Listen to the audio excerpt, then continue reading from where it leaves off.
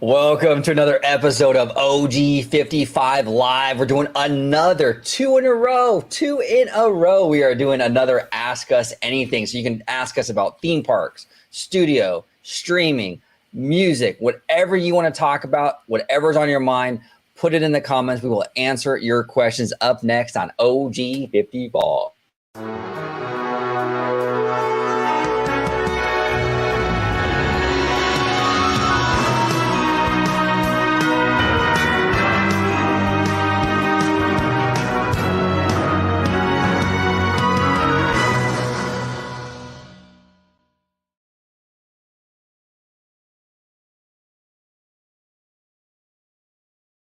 Let's rock and roll. Ladies and gentlemen, boys and girls, to all who come to this happy place, welcome to Orange Grove 55. Welcome aboard, everybody, to another episode of OG55.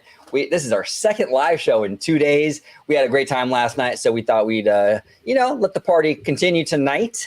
Talk parks, studio, streaming, K-pop, whatever you want to talk about, we'll talk about it today. But before we do that, I want to introduce the one, the only, the Marlon Brando of Disney parks, the Italiano, the Joe Pesci. Welcome back, George. Thanks for having me on, and so great to do another live back to back. We're double dipping. This is in honor of Bob Iger because we're not doing one. We're doing two. Exactly. But I digress. If you'd like to follow me on social media, you could do so on X, formerly known as Twitter, at Disney George. You could also find me on Instagram under the Disney Italiano. And, of course, you'll find me here on my home base at Orange Grove 55 with Citrus Corner with all that sweet, juicy, but sometimes sticky Disney news and info. Absolutely. All right, let's dive in. We already have a lot of questions, George. I hope you're ready, brother. Let's do this. We have quite a few. Okay, so this is from T.S. Wade.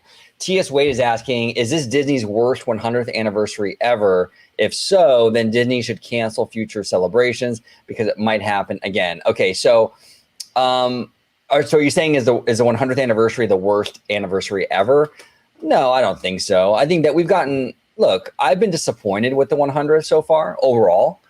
But it hasn't been completely terrible because there's been some gems in there that I absolutely fell in love with. For example, Wondrous Journeys, the fireworks show. Shout out to Chris Lenertz, the songwriter for that. I mean, that fireworks show at Disneyland was a banger. I also love Once Upon a Studio. I thought that little short was amazing, And so, no, I think it's for those two things alone, I think that it was worth the 100th. But I think it's a common misconception that when a lot of people think of the 100th anniversary, they're only thinking of what's going on in the parks. And I think that you have to kind of look at it as a overall company sort of thing, like how you mentioned, OG, when you mentioned about Once Upon a Studio, and they just had that special on ABC with 2020 for the 100 years of the company. They're also doing that 100 years exhibit that's traveling around the country now as we speak. It actually started in my state, in the city of Philadelphia, and it's starting to move around to different cities around the country. Plus, I think D23, the official Disney fan club, is also doing some small little events that are catered to the 100th anniversary as well. So right. I think that a lot of people kind of only look at the parks when it comes to these anniversaries. But for this particular one, I think you have to kind of look at it globally, if you will. Me personally, I think the worst anniversary that Disney had ever done, and I do know that they were in a tight spot at the time, but it would have to be Walt Disney World's 50th anniversary. Oh, absolutely. That was tremendously disappointing. Yeah, but even as bad as that was, there were still gems there, right? Like with Cosmic Rewind and, so there were still gems. So every anniversary has its good and its bad. Disneyland has just hit after hit when it comes to these anniversaries. Disneyland's 50th, I remember that one very well, was amazing. We got the Remember Dreams Come True fireworks show, which was a love letter to Disneyland. And the 60th, I thought was fantastic. I love Disneyland 60th. Oh my God, Paint the Night? I mean, are you kidding me? That was amazing. So Disneyland is more consistent with this stuff. But Wade, I mean, you can't, just because we're disappointed with 100 doesn't mean that we just cancel all anniversaries going forward. You know, the next one might be better, you know? So we just pick up the pieces and we move on, and hopefully the next one will be better than this one. That's all you can do, man. Yeah. That's all you can do. Okay. CSRS is asking, could you ever see Disney doing a catch-all ride featuring the princesses? And if so, how could it be done? Okay, so CSRS is awesome. CSRS has been a friend of the channel for a long time, and they always ask really, really good questions. I think they could do a catch-all princess ride, and the way I would go about doing that would be like a storybook kind of approach. So maybe you would have like an open book, and you would go through the book. So you would have, like, say, Sleeping Beauty, and the book would be open, and then your vehicle would go through the book, and then you would have a scene or two of Sleeping Beauty. Then there would be another book at the end of that. Maybe it's Beauty and the Beast. You go through that book, and you have a scene or two of Beauty and the Beast. And you just kind of go through, like, a bunch of the princesses that way, like you're entering each book or each story. I think it could work that way. I don't want to see, though, like, that would be fine. But what I don't want to see is some sort of meta thing, like with Ralph Breaks the Internet, where all the princesses are like they're just all like clumped together in one scene. Yeah. Like they're all chilling on beanbag chairs together, like on their phones and stuff. Like, I don't want any meta stuff. No. If you're going to have a ride about all the princesses, have it respect the source material a little bit and have it segmented, you know? And I think that could work.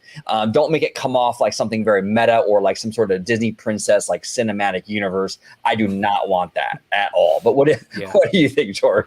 I actually like that idea, because you get a little gist of that, like with the Storybook Land canal boats at Disneyland, where they kind of take you into the different stories. But I do like your idea, like where you go into the different storybooks. I would do one big gigantic book and take it through chapters. So each princess has their own chapter. And actually, kind of off the back of that kind of reminded me of a little concept that I had just with Disney animation, for there to be like a Disney animation type of ride where you start off in black and white and in those old tradition Mickey Mouse cartoons, and then it transitions you into like the Technicolor and the silly symphonies, and then into the animated feature films that started with Snow White, and then the groundbreaking technology with the music with Fantasia and what have you. I think that would be a really cool type of ride experience. Especially, I mean, it would stay because it would stand the test of time, but that would have been a really cool ride to kind of showcase for the 100 years of the company. Oh, absolutely. And it can be almost like the animation version of like the Great Movie Ride or something, right? Yes. You go through each movie. Something like that could really work. I think that's a great idea, George. Absolutely. Okay, so CSRS has a few more questions. We're going to get through these. Actually, I'm telling you, George, CSRS is fantastic. Always has really good questions. Always great questions. Yeah. Next question. If Disney were still set on selling ABC, so being acquired by Apple would become more likely, when do you think the time frame for that would happen? Okay, so Bob Iger's leaving Disney. I think his contract's up in 2026. I think if they were going to offload ABC so they can be leaner or whatever for Apple to acquire them, I think we would see that sometime this upcoming year in 2024. But here's the thing, CSRS, just because they offload ABC, that doesn't necessarily mean that they're selling it because they want Apple to acquire them. I'm actually right now, at least where we stand right now, it seems like the stock has sort of stabilized. It's in the 90s now, and it's been comfortably there for a little bit. The dividends are back. I really don't see a scenario, at least right now. Things could change, but I don't really see a scenario where Apple comes in and buys Disney. I think that would be more of like a break glass in case of emergency situation. If Disney's stock was like down like the 60s or something, and like they really needed to get out of the situation. I think we're okay right now. I don't think Apple's going to buy them. And again, that's just where we stand right now. It could change. Absolutely. ABC, is another one. It's interesting because we have Tom Staggs and Kevin Meyer brought back on board as consultants to consulting Bob Iger in regards to what to do with linear TV. So, I don't know. It's funny because a few months ago it was kind of looking like they were going to sell this stuff, but now I'm kind of questioning if they are. Um, they seem to have been kind of pulling back on this idea as of late. So we'll see. And Iger kind of even hinted at that with the linear TV when he was doing his interview Right. with this last quarterly earnings. Like he didn't really seem like he was really pushing for the notion to sell the linear television Yeah. as of right now. But I do think even with as much as, right now we don't think it was a really good decision, even with Peltz and possibly Rizzullo coming onto the board, but even how they are talking, that despite whether or not that they're the answer, which I really don't think they are, but at least in their statement, they're saying, hey, Rizzullo knows the company of being in it. So they don't even really even have the notion of saying, you know what, it's a possibility. We may be wanting to sell Disney to another bigger company like Apple. So it still seems like, even though despite that I don't agree with that notion of them to get a seat on the board, but it still kind of showcases the fact that they're still moving headstrong with the company being its individual company and not owned by another party company. Yeah, Disney needs bold moves being made or whatever. They need to get streaming profitable. There's a lot on its plate right now, but I think that none of the problems that they have right now are impossible to overcome, right? Like I don't think that you have to sell the company in order to fix this stuff. So I think that Bob Iger, I think his headspace is in the same spot as where I'm at, where let's fix the problems. Let's keep Disney independent. We can fix these problems. Maybe we offload some stuff, who knows? But at the end of the day, I think Disney will still stand as an independent company. I don't, at least right now, and I want to say that because things do change, but as of right now, it doesn't appear that Disney's going to sell itself. Yeah. We'll wake up tomorrow and it'll be breaking news. Apple buys Disney. Right, exactly. Because I said it. Now they're gonna. Tomorrow morning will be the breaking news. Exactly. You're right, George. Right. The Sunday surprise, of course. Just like the Chapek firing, Exactly. Yeah. CSRS. Here, actually, that was the same question. Wait, is it? Oh no, that's the new one. No, okay, different one. Yep. CSRS. If Apple bought Disney, what changes do you think they would make to the company and parks if they kept them? Would underwhelming rides like Web Slingers be replaced with better attractions? Now, here's the thing about that. There's this narrative out there that like people say, like, why would Apple want to keep the parks? They're a tech company. Do people forget that Comcast is a cable company? They bought Universal and they've been very bullish on the park. So this assumption, I see a lot of it out there where like, well, if Apple buys Disney, they're going to get rid of the parks because, well, they're a tech company. It's like, well, yeah, okay, whatever. Comcast was a cable company and they kept their parks. So now look, that doesn't necessarily mean that Apple will keep the parks if they were to buy Disney, but I wouldn't I'll automatically write it off just because they're a tech company. And there's a lot of ways that Apple can, like you say, CSRS, it can utilize tech in the parks. I think one thing that would improve dramatically is the app experience in the parks. When you go on your Disneyland app, a lot of people have issues with that, and everything. I think that Apple would obviously come in there and bring a lot of value to that situation quite a bit. I think you can incorporate new tech into the parks. We see this kind of like this augmented reality over there with Super Mario, with the Mario Kart attraction. Hey, look, Apple's dipping into that world with Apple Vision. Could they create some technology in the parks, AR technology that even blows, the Mario Kart stuff out of the water? I think they might. What if Disneyland were to get a new people mover? What kind of technology could Apple come up with as a new way to kind of move the people mover around? Instead of like the old school like wheel system and things like that, or instead of the magnetic system that Florida uses, maybe Apple can come in and come out with some new technology that would be different for that. So I think it would be interesting if Apple owned Disney and what kind of tech they could incorporate into the parks. It'd be very, very interesting how they go about that. And I think that Apple's an innovative company. I think they'd be interested in stuff like that. But what are your thoughts on that, George, in terms of Apple coming in with the parks, technology, all that good stuff? Yeah, I think a lot of people are so quick to write that off that if, just to say hypothetically, if Apple did acquire Disney, that, they wouldn't want anything to do with the parks. But as you had mentioned, OG, Comcast is a cable company and yet they own Universal, and look at the great things that Universal has done since the acquirement of Comcast purchasing them. Now, I'm not saying that that's the same outcome that it would be if Apple bought Disney, because each company is completely different. I still think Disney is much stronger as an independent company. I really don't think to see the need of Apple buying them, but just for the sake of the conversation, if Apple was to, I still think that they would move strongly with the technology that would be enforced in the parks, and that may be to Disney's benefit. Yeah, no, absolutely. I think Apple could bring some value, absolutely, to Disney in general, and I think to the parks, especially with the technology.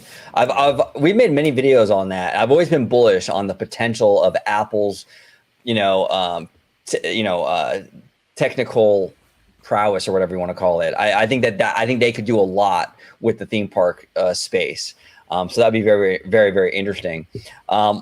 CSRS follows up with, what do you think will replace the Simpsons rides in Florida and Hollywood when the contract is up in 2028? And will the Simpsons go before or during 2028? Okay, so I'm not as familiar, to be quite honest with you, CSRS, with the Universal Florida Park. But I can tell you what, I've heard rumors from our friend Theme Park Wizard, and he's very connected with Universal, that Hollywood, they've been throwing around quite a bit, a lot of concepts here in regards to Simpsons. One concept is actually bringing the Dark Universe, the Monsters Land that they're getting over at Epic Universe, of making Simpsons Land, bulldozing it and making that the Monsters Land out here in Hollywood. I would support that 1,000%. Number one, the Simpsons area is so ugly, it's not even funny. It's an eyesore, okay? And this is the thing. Simpsons is an amazing, legendary, iconic TV show. It's up there with like I Love Lucy and all the greats, those lands don't do the show justice. Well, and this is the thing. It's like the animation style doesn't lend itself well to a real life interpretation, right? It's a primetime show, and if you were to build that, it's never going to look right. It's like having a Family Guy land. It's always going to look cheap. It works on TV. It works as a show. It doesn't necessarily translate, though, in the real world. And I've always said that. So I think, honestly, smart thing that Universal could do is get rid of those Simpsons land. And Hollywood, if you want to do the whole Monsters route, go for it. And here's the thing, too, is there's rumors that the Mummy ride in Hollywood is on the chopping block. So that kind of tracks with this idea that they might want to do a Monsters Land where Simpsons is, because if they remove the Mummy in the lower lot, maybe there'll be something Mummy related in the Monsters Land up where Simpsons is. So we'll see. I'm completely supportive of Universal though getting rid of Simpsons. I think that whole land is a total eyesore. And it wasn't the last time I was there, like a few months ago, the maintenance was really bad. Like you could tell, like they've given up on it. Like everything was like the paint was peeling. It looked really, really worn out. What are your thoughts on that, George? I think, first off, I do agree with you. I feel like the Simpsons lands have overstayed their welcome. I'm an absolute diehard Simpsons fan. I love the show, but as far as them having their handprints, so to speak, in the theme parks, it just doesn't work well. I'm going to kind of double on what I kind of said on yesterday's live show for Islands of Adventure. But hey, if they still want to keep Marvel around there for a little bit longer, then maybe Pokemon can go into the replacement of the Simpsons, because Pokemon is actually in the Studios Park over in Japan. So they can basically just kind of rewire what they have over in Japan and just move it into that space. Now, would you be supportive of a Family Guy land? Guilty.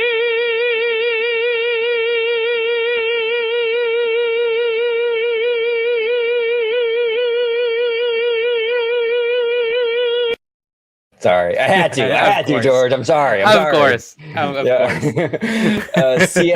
Pokemon thing, that was a great idea. I think that'd be fantastic. And we know our buddy Seymour would absolutely love that. Absolutely love that.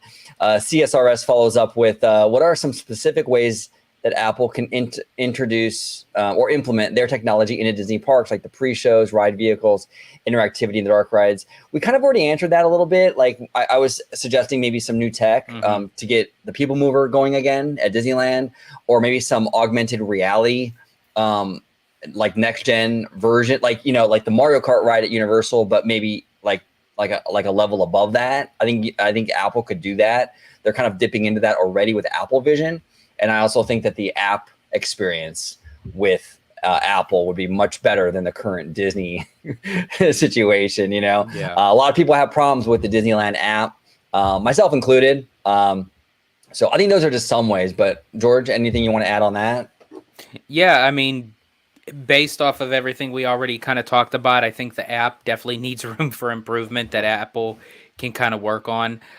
Technology, maybe, and for the attractions themselves, sort of kind of how you touched upon, OG, on yesterday's live stream, where maybe even having audio animatronics kind of moving within the attraction and not just kind of set in one spot, I think would be kind of cool. And Disney kind of already touched upon that with like Judy Hopps and what have you, but maybe Apple can kind of maybe like rubber stamp that and get that moving, and maybe even more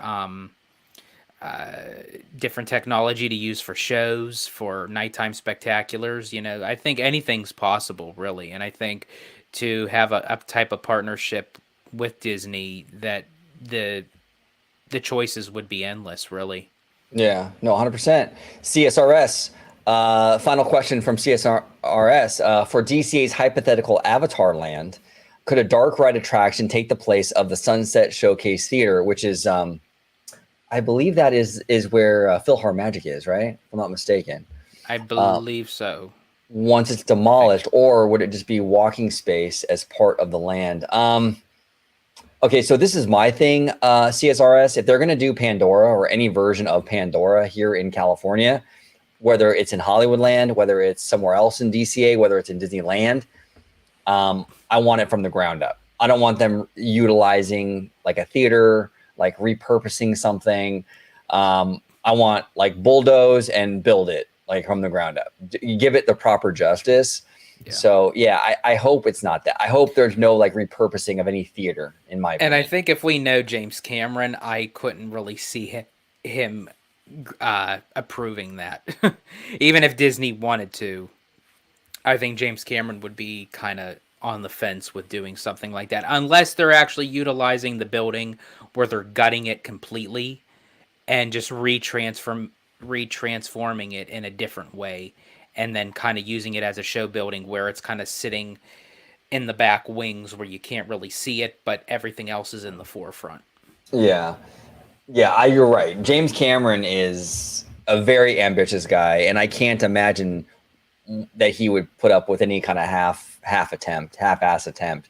Yeah. And that's why I think a lot of fans are kind of underestimating what this Avatar experience is going to be in California. They're completely missing the James Cameron equation of it all. This guy is not going to let Disney go super cheap. This is going to be the first thing Avatar that would be introduced in California, and it's going to be significant.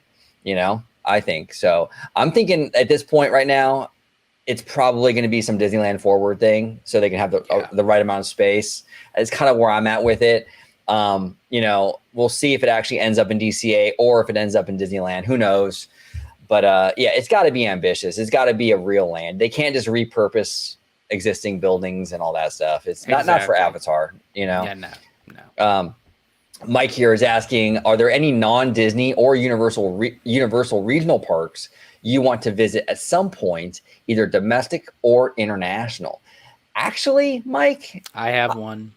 What's yours? No. You go first, bro. There is a Warner Brothers theme park. I think it's in Dubai that I would be interested in checking out, because I think that Warner Brothers, I said this last night on last night's stream, I think Warner Brothers has great IP, fantastic IP.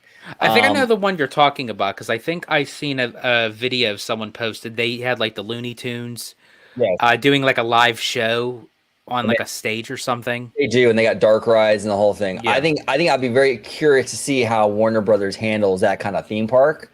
I think that would be the one that I want to go to the most. What about you, George? For me, I'm still going to stay in the States, because this is a traditional amusement park I've been curious about. I've heard a lot of great things about it, and I hear that the fried chicken is phenomenal, but I would have to go down a little bit into the south, not too south to Walt Disney World, a little bit up, and I would love to visit Dollywood. Oh, okay. Yeah. All right, Dollywood. Now, where's that one exactly? I'm not familiar with Dollywood. I've heard of it, but I don't know. Where it's at. I believe it's in Tennessee. Okay. I believe in the chat. If I'm correct or if I'm incorrect, please let me know. But I think it's in Tennessee. Okay. Cool. You a big country fan, George? You like country? I'm okay with it. You know, there's certain songs I do like. But I do like Dolly Parton. I love, what she stands for and, what she does for her fans and what have you. And it just has like that home style, like old traditional all-American amusement park where you don't even have to, they do have rides there, but it kind of gives me like that Knott's Berry Farm type of feel to it. I was just going to say, it kind of like from the little I've seen, it looks a little bit like Knott's, that comfort food sort of vibe, right? That kind of like that real, like small, charming kind of park. Yeah. Interesting. Very, very interesting. And I have seen on some videos that Dolly tends to make some appearances that if she's like in time, she'll be in the parade, like as the final car that's coming by and she's sitting up in her convertible waving. And that's great. That's great. Yeah. That's awesome. Yeah, that'd be cool. That's interesting, man. I mean, yeah, it seems like a Knott's Berry Farm kind of park. I liked Knott's a lot. I went there with Casual and not too long ago, Theme Park Casual, friend of the channel. And he kind of showed me around. He's a Knott's, expert, basically. And hey, look, there's not much there that I can actually do because I'm not like a big roller coaster person. But, it was the food was fantastic. The theming that is there is very well done, like the ghost town and what have you. Mm-hmm. I had a great time, and I had a good enough time to get a season pass. So that says quite a bit, I think. Mr. Matthew Murr, friend of the channel here, says, this is a good one, Matthew. This is a spicy one. What would you define as being truly anti-Disney? In my opinion, in the strictest sense, it means wanting Disney to go out of business. It's all right to dislike the current leadership because that shows genuine concern for the company. Okay, I'll start off and then I'll take it over to you, George. Mm-hmm. My opinion, and this is the thing, okay? This is a very subjective thing, Matthew, because there's no right or wrong definition, right? It's like pixie duster. What makes a pixie duster, right? Like how many times a week do you have to compliment Bob Iger to be a pixie duster? How many times a week do you have to criticize Bob Iger to make you not a pixie duster, right? So it's like this very subjective thing. Everyone kind of has their take on it. But if you were to ask me, what do I think it means to be anti-Disney? I think I would agree with you, Matthew. It means that you're rooting for the company to fail, period. I don't care if you think Bob Iger is woke. I don't care if you don't like the current leadership. If you want the company to fail, you're anti-Disney because leadership comes and goes. That's my thing. Leadership comes and goes. You don't like Bob Iger. You think he's woke. You think he's this. You think he's that. Fine. But the dude isn't going to be there forever. He's a human being. So you want this company that's been around for 100 years to collapse because you don't like the one guy in there right now and his politics? I'm sorry. That doesn't make any sense to me. So that's anti-Disney. If you're rooting for the company to fail, you cheer on their failures, you're anti-Disney. Okay, now that doesn't mean you can't be critical or dislike the current team. That's fine. You have every right to do that. But I think if you really do care about the company, though, you would want Bob Iger to do the best that he can do to make Disney the best it can be. Like, it doesn't make any sense to me that you would root for Bob Iger to fail or root for the company to fail if you truly, really actually loved the Walt Disney Company.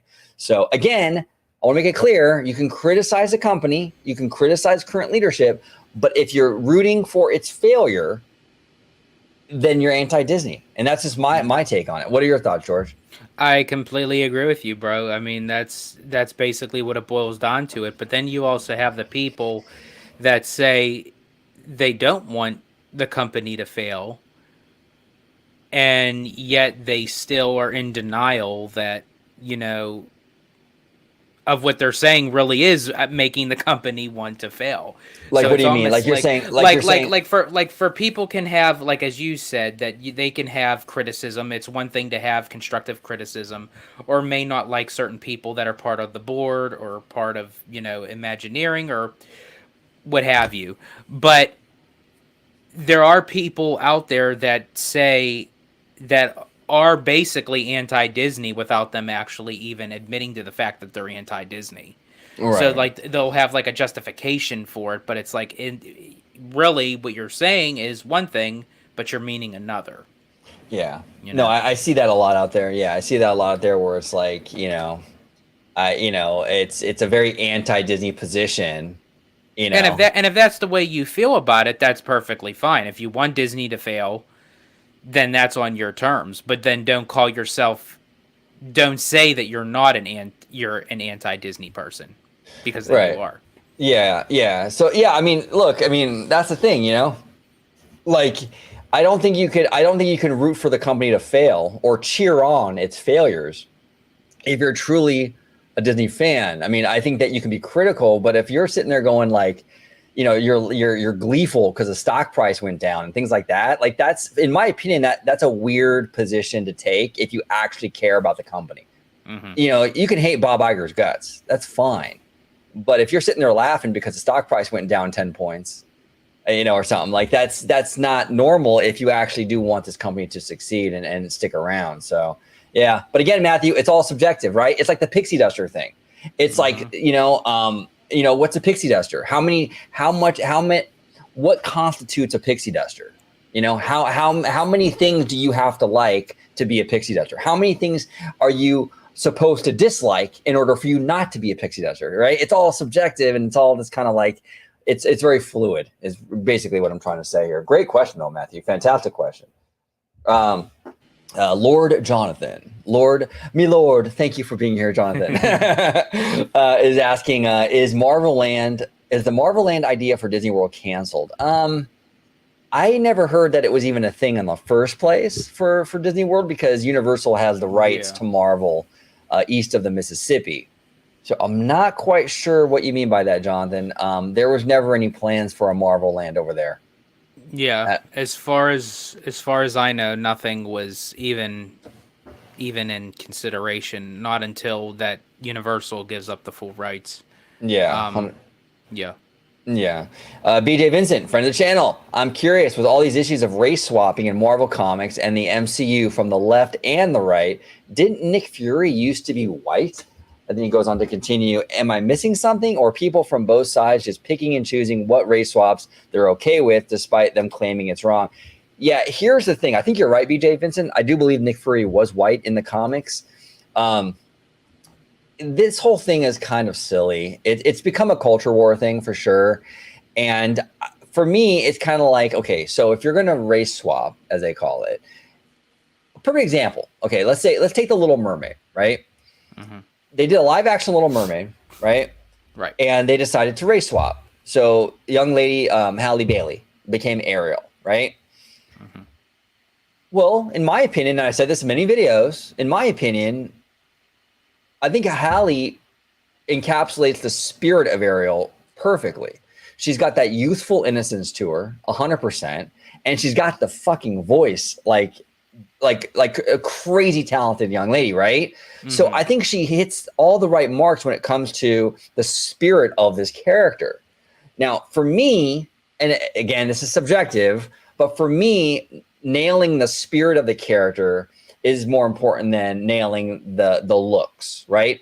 It's kind of like the Han Solo thing, right? It's kind of like, remember people wanted the guy who was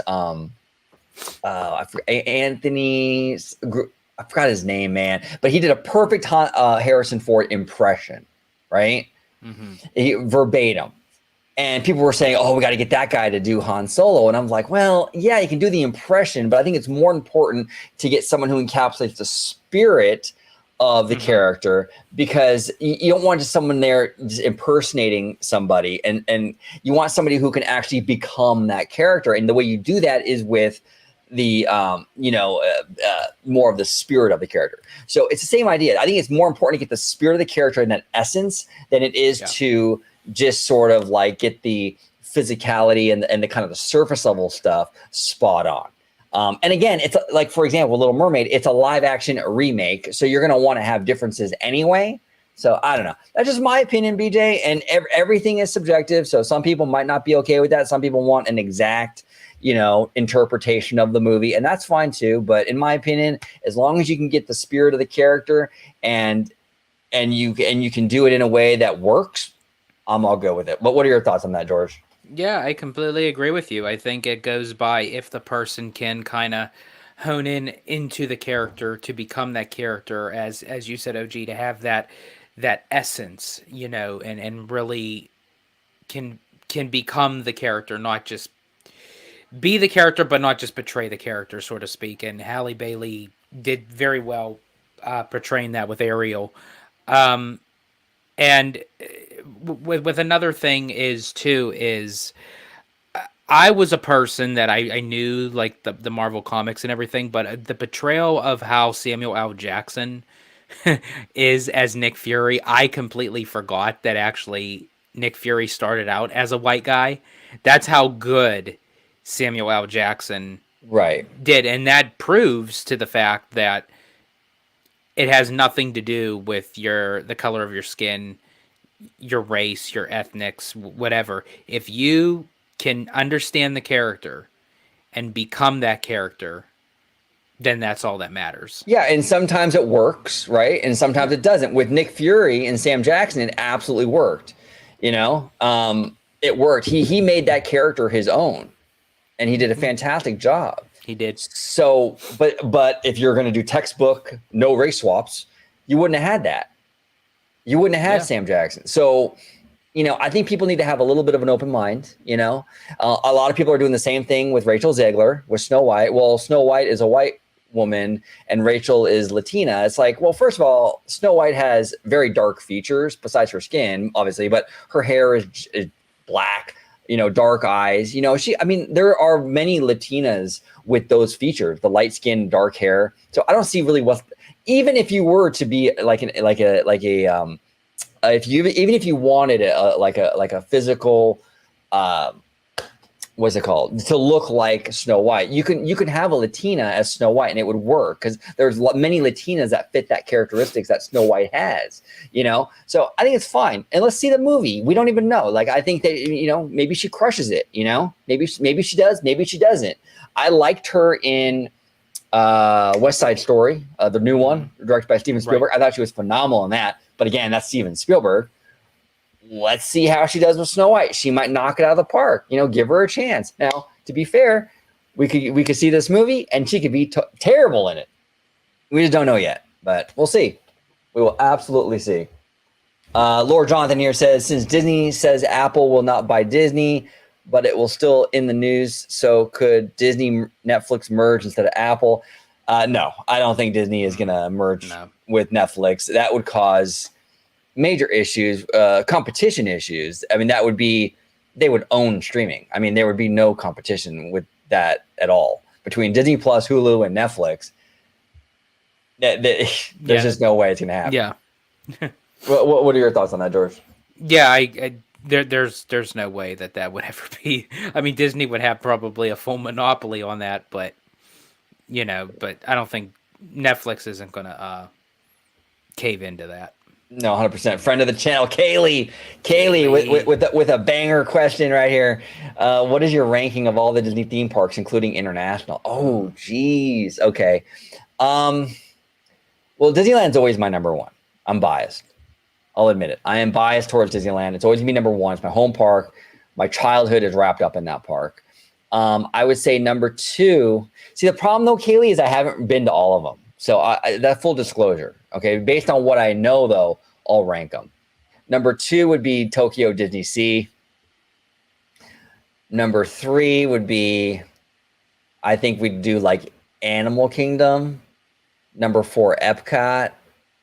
Number five, DCA. This is hard. Number six, maybe Disneyland Paris.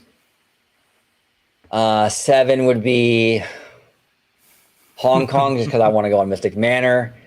8 would be See, I don't know. Shanghai, I don't know. And then there's also the Disney Studios park in Paris too. That's dead last. I'll tell you that right now. Is that one dead last for you? Okay. Yeah, well, at least until they get it like figured out. You know what I'm saying? Because that park is pretty weak. But what's yours overall? What's your ranking? So how I'm going to tackle this is I'm going to tackle to the ones that I've experienced. So unfortunately, the Tokyo parks are going to be on the lower end of the list only because I haven't experienced them myself. Okay. Once I do, they will be definitely moved up, because I mean, people have been saying Tokyo Disney Sea is the best Disney theme park in the world. So I mean, I'm going to hold that accountable for when I do. So I would have to say, honestly, Disneyland Park. It was the original park. It was Walt's park, the only park that Walt actually was able to visually see, go in, enjoy, stay there on property, and you still have that spirit there till today of feeling Walt Disney in the park. So definitely Disneyland Park. Then I'd have to say Epcot. It's just a very diverse, unique type of theme park that you just can't find anywhere else, especially with Spaceship Earth. That geodesic sphere, again, it's a one of a kind, and it was Walt's last dream that, even though that's not exactly how he envisioned what Epcot was, but just to pay tribute to him, to keep his dream alive, and what they're currently doing with the park now with Dreamers Point and World Celebration and what have you, that they're kind of re-theming certain aspects of the park. And then, of course, World Showcase, going around the world with the different countries and cultures and people. That's my number 2. Number 3 would have to be Animal Kingdom. Again, it's just very unique. It's very different. You will never find another Animal Kingdom park anywhere around, not even just Florida, but just anywhere. It's, people think it's a zoo, and it kind of is, but it isn't, right? Exactly. There's zoo-like qualities to it, but there's so much more in it than that. Right. Then I'd have to say Disney California Adventure. Okay. Would be my number 4. I grew to love that park the more that I go there. It's a little park that it definitely has potential. They just kind of have to work out the kinks, and they have to get an expansion. Yes. Once they get an expansion, DCA will be golden. I guarantee you. Yeah, it has one of the best entrances of any Disney park in my opinion. One of the best. I love that Buena Vista Street, that old-timey Los Angeles, that Walt energy, right? The 9 old men. It's fantastic with the trolley and everything. It's great. It's really, really great. Then I would have to pick Disney Hollywood Studios. I love all the shows. I just love the atmosphere. I love the feel to it. And then Magic Kingdom Park. Just like you, OG, but as I said, growing up with that, the older I got, and then the more that I've got to experience Disneyland Park, the less I started feeling the appeal for Magic Kingdom. Unfortunately, I still enjoy the park, but yeah, of course, there's the People Mover, the Carousel of Progress. Yes, so I will always have a special place for Magic Kingdom. I think that's all the parks that I've been to. I believe I actually been to. So, what park would you want to go if you can go to any park, international or wherever that you haven't been to? So then the next one for the internationals, it would definitely be Tokyo Disney Sea. Then Tokyo Disneyland, Disneyland Paris, Hong Kong Disneyland, Shanghai Disneyland, and then the Disney Studios Park in Paris. Okay, yeah. They're reimagining the Disney Studios Park. I think eventually that will be a great park. I think right now though it's in that transition period, and it's been the worst Disney park ever since it was built. So we'll see, but hopefully they can reimagine it, and that's where the Avengers Campus went, right? So I think that that's a good start, and if they can bring some other stuff, some other big immersive lands to that park, I think we're cooking with some gas there. Now Kaylee follows up with since I asked yesterday about the Disney cats, which is your favorite Disney bunny? Before you say that, OG, Kaylee, because I have been wanting to show you a piece of my apparel that it actually has my favorite bunny on it. So I actually have it right here. Let me see. I think actually this might be yours, OG, too. Yeah, I think Of course. Oswald. Yes, of course, 100%. Yeah, George and I are in agreement with this, Kaylee. Oswald is our favorite bunny. That was one of the best things that Bob Iger ever did. When he got the rights back to Oswald, took it back from Universal, man, that was when I was on board. Like when he did that, that was like one of the first moves he made. I was like, okay, Iger's legit. Okay, he's making moves. I love that. But Oswald is finally too. For a long time there, Oswald wasn't getting any love. They didn't do anything with him, and lately they've been doing a lot more. So keep doing it, Disney. I think they should make an Oswald animated show for like Disney Plus or something. Yeah, they need to bring him back in a big way. They really do. He doesn't have to go like overstepping the bounds of Mickey Mouse. You know, no one will ever fill the shoes of those big yellow shoes of Mickey. But yeah, Oswald definitely needs some love. He needs more love. Absolutely. Love Low asks, I wonder what Disney will do for Mickey's 100th. Ooh, good question. Okay, so it was 1928 with Steamboat Willie, so it'd be 2028.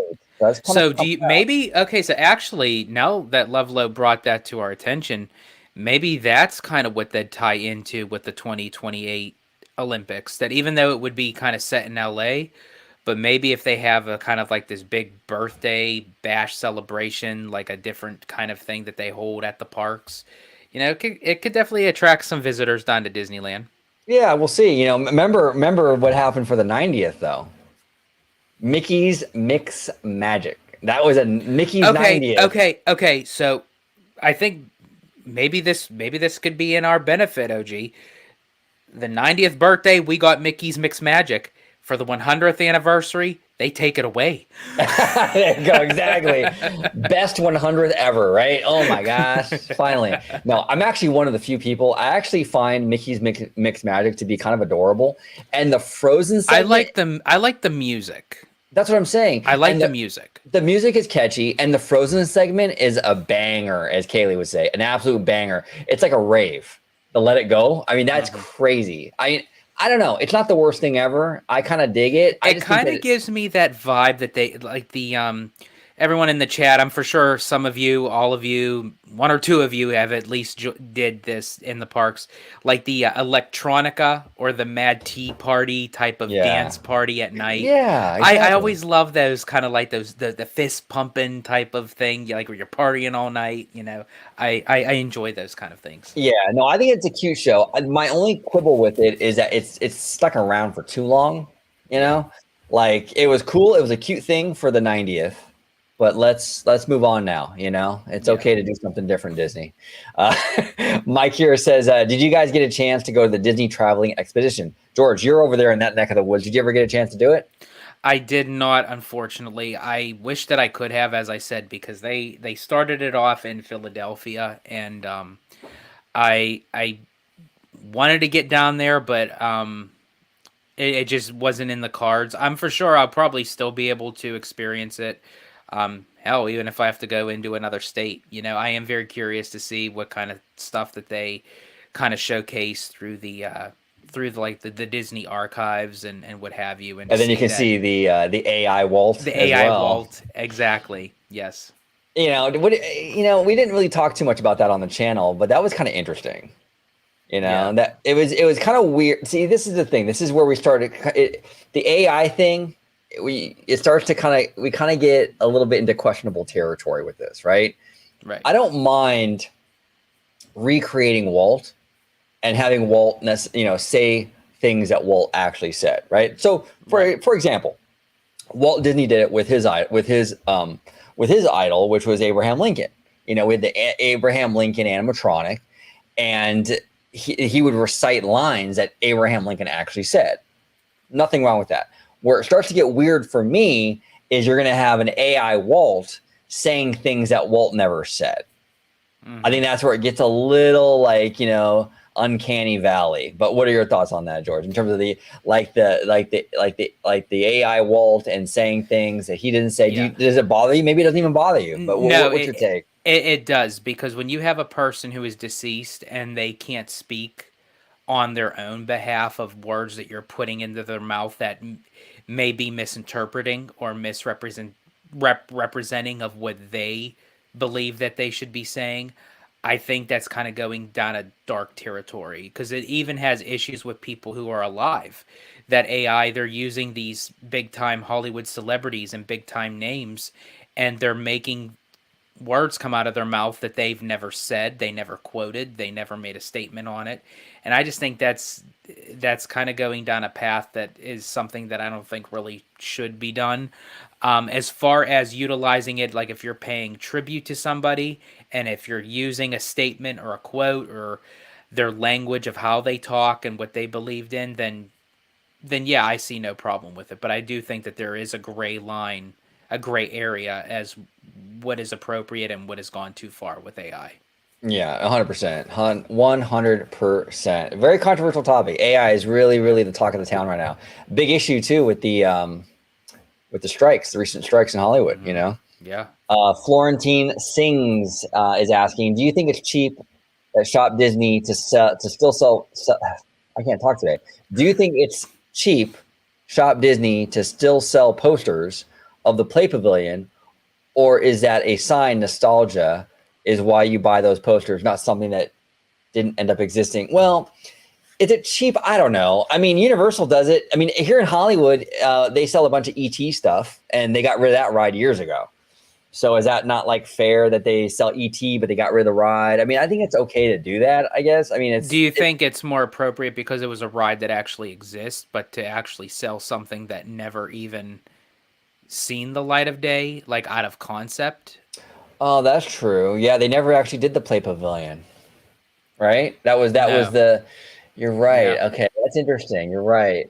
What do you think, George? You think that's a little iffy? I think that to me seems like a little bit of a money grab, to just kind of be a little bit lazy to say, well, let's just pull this, let's just sell it, if we can make a few bucks on it. I think as far as like for nostalgia purposes, if it's something that did exist, like the Great Movie Ride or Horizons or That's the World fine. of Motion, I'm perfectly fine with that. I actually enjoy those things because Right. they're kind of like throwbacks, to it's something that but something that was never. That's like if they were to make shirts of like Beyond Big Thunder right now when nothing is even set in stone, to sell, I mean, I think it'd be kind of a gag gift, to make Right. shirts like the Beyond Big Thunder what if sort of thing. But yeah, I wouldn't do anything that if it hasn't actually come to a reality.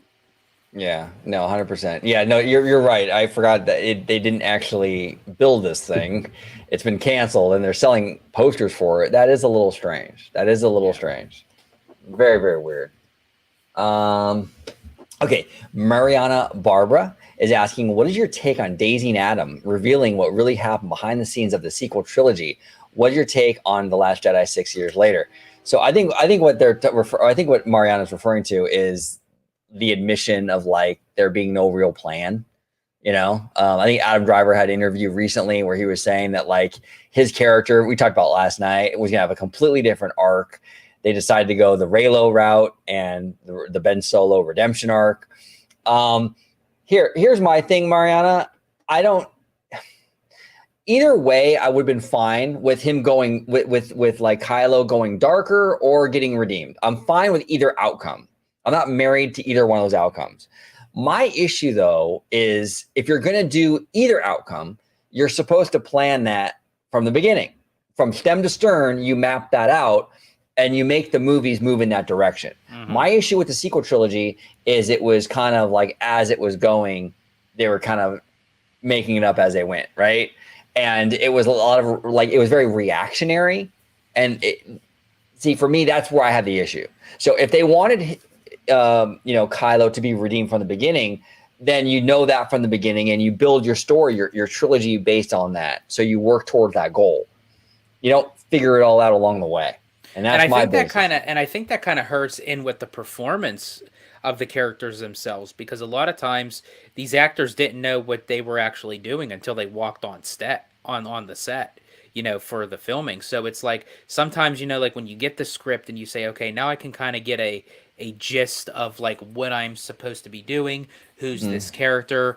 Who were they? Who are they? Where are they moving forward? I mean, hell, even when J.K. Rowling was writing the Harry Potter books, she already had the ending written at the very last with book 7 with Deathly Hollows, before she even started writing Sorcerer's Stone or Philosopher's Stone, wherever you're from in the world. You know, you could either call it sorcerer or philosopher. Yeah.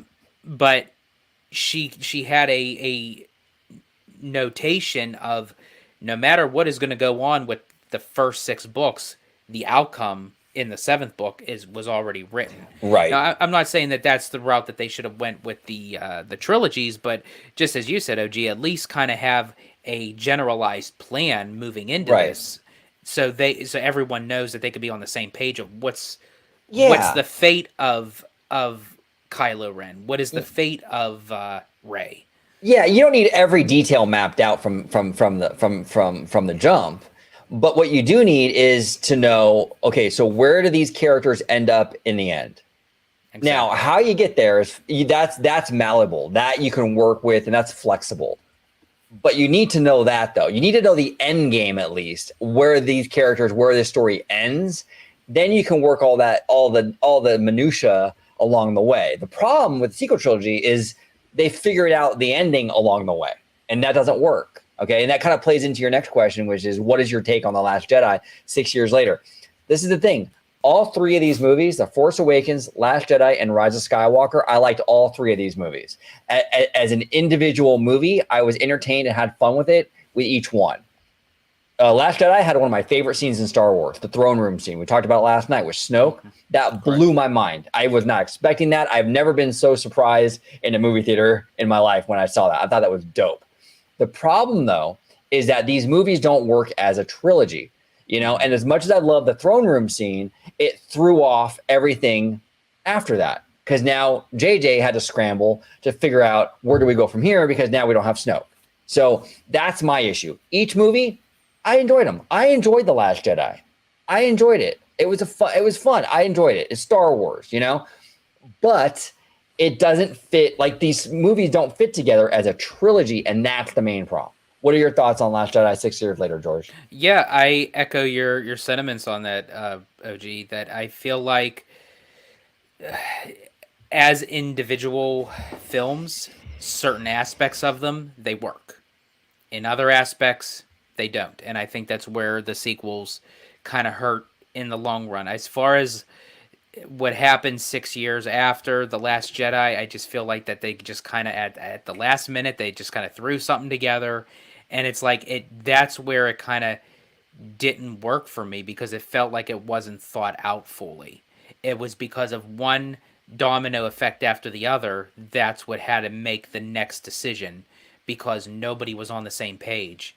Each director had a different vision of how they wanted their individual film, and that's how, you're right, it works as an individual film, because it's basically how they were made, because these directors weren't co-directors, they weren't co-producing, they weren't doing not like they were 2 separate entities filming a supposed trilogy, and they didn't have great leadership. And I know people get mad at me when I say this. Kathleen Kennedy, she's a great producer. Okay, she is, but she's not great at running a studio. And I think that's okay to say that.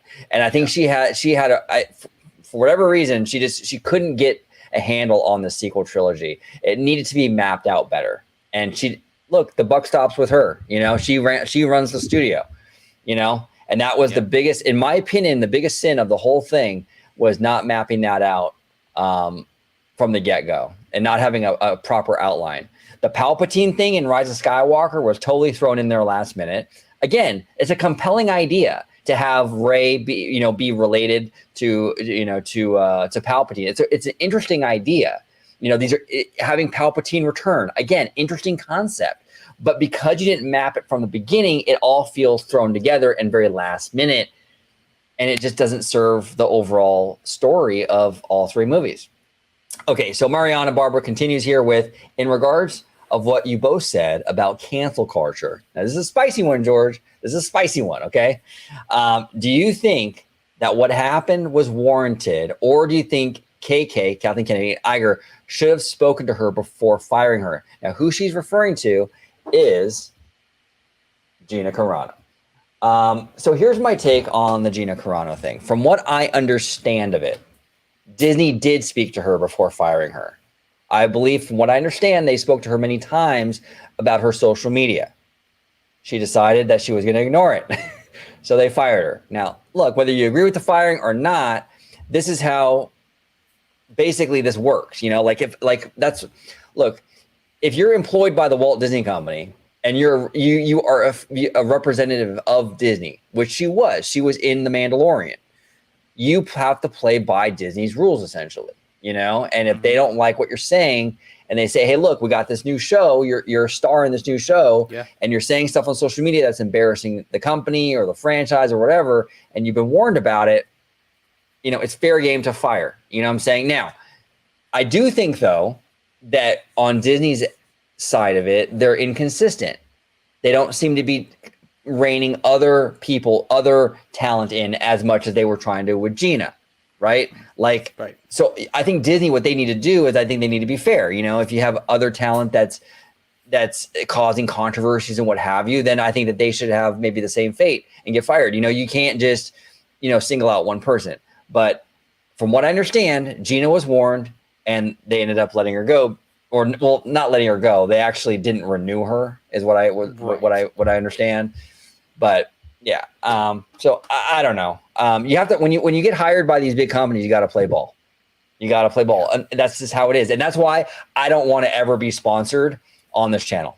I don't want Disney to sponsor me. I don't want any sponsorships or anything like that, because once you get a sponsor, they can dictate what you say. Exactly. Oh, you know what, OG? We're a family brand. We sponsor you. I don't like when you say fuck. I don't like when George says balls to the wall. I don't like this. I would never. That's why I don't want any sponsors. I want to have the way we are now is perfect for me, because we can say whatever we want. We're not attached to anybody. But see, once you get hired by Disney or something, they can tell you what to say because you represent their brand. Exactly. And I'm not saying this about Disney. I'm just saying about any kind of company that would say, "Oh, we don't like George using balls to the wall." Well, it's like, I have a response to that, but I guarantee you're not going to like that either. Yeah, exactly. Kiki and Luca. But really quick. But in all retrospect, it is true though. As much as we don't like that, and that's why a sponsor wouldn't be best for this channel. But if a company like Disney hires you and you're under their contract and you're doing something that they are creating, it's under the obligation that you kind of have to follow the rules, whether you agree with it or not, whether you like it or not. Then it's like, then you have to go elsewhere. And that's not even just with Disney. That's with a lot of not even entertainment company. There's a lot of law firms. There's a lot of big time corporate on social media, on Facebook, on Twitter. It's the lay of the land of how it works. I have YouTube is my hobby. I have a regular job, like a 9-to-5 job. If my job told me, hey, you know what, we don't like what you're saying about our company, which I would never talk about my company on here because it's not relevant to this at all. But hypothetical, if I was bad mouthing the company that I work for on YouTube or on Twitter or Instagram, and they said to me, hey, we don't like how you're representing the company on social media, we were asking you to stop, and I don't stop, I mean, there's consequences. They could fire me, So it happens. It happens. So Kiki and Luca here. Kiki and Luca's in the chat. The Inspire key is $16.49. It was $15.99. Believe Magic key is $12.49. Was $10.99. Enchant is $8.49, was $6.99. Imagine is $4.99, was $4.49. How high do you think the prices can go? I think the prices are going to keep going up until people stop buying them. I think that basically it's supply and demand. So as long as people keep buying it up in droves, they're going to keep raising the price. Yeah, absolutely. That's really what it is. If people are still willing to pay the higher price, it's still going to go up, and it's clear they are. It's clear they are. And that's basically what it boils down to. And when people stop being okay with paying the higher prices, then it'll come back down again. But the issue too, Kiki and Luca, is that monthly payment plan. If they didn't offer a monthly payment plan, these prices would price a lot of people out. A lot of people wouldn't be able to afford $16.49 out the gate, like up front. But because they do that monthly payment plan, the down payment, and that whole thing, a lot more people can afford it. So it's going to take a really high threshold. I mean, these prices are going to have to go way higher for people to be, for a lot of people to be priced out because of that monthly payment plan. What are your thoughts on that, George? Yeah, I mean, I think as long as there's people out there that are purchasing them, Disney's going to be like, hey, they want to give us their money. Let's keep raising it. Then once they see the numbers, they see the data in the system, it's like, okay, it's starting to really decline in the percentage of annual pass or Magic Key renewals or purchases. Then it's like, okay, we might have to slow it down a bit and maybe have like a discounted price, for like renewals or what have you, or just kind of keep it at the final price that they set it with. But as far as, as long as people continue on buying and renewing, Disney's going to make that bank. I'm telling you, it's just supply and demand. As long as people keep paying the higher prices, they're going to keep hiking them up. And Universal's going to do it too. I'm telling you right now, everyone keeps saying, oh, they're so cheap. They're not going to be so cheap once they get a hold on the marketplace, especially out there in Florida. I'm telling you right now, Comcast is not here to not make money. Those prices, and they're getting pretty close now with that recent price hike over there at Universal Orlando. They're like neck and neck with Walt Disney World's prices. So these companies want to make money, and if you're willing to pay it, they're going to keep hiking them up 100%. Kiki and Luca here says, Believe and Inspire are closer in price. Is Inspire the better choice? What do you think, George? What would you do? I mean, being that I do have an Inspire key, I would think that is. I just went for the highest tier because that way I don't necessarily have to worry about, no weekends, but don't get me wrong, weekends are a little bit harder to come by. So if you want to go on a weekend, make that your main priority first before booking a reservation, not for anything else. But I have a little bit more control with the Inspire key, I think, than any of the other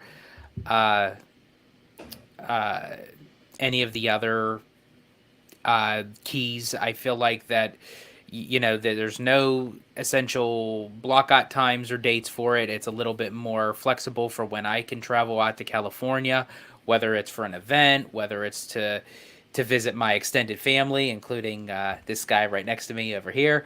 So I can kind of be a little more flexible with it. Okay. Absolutely.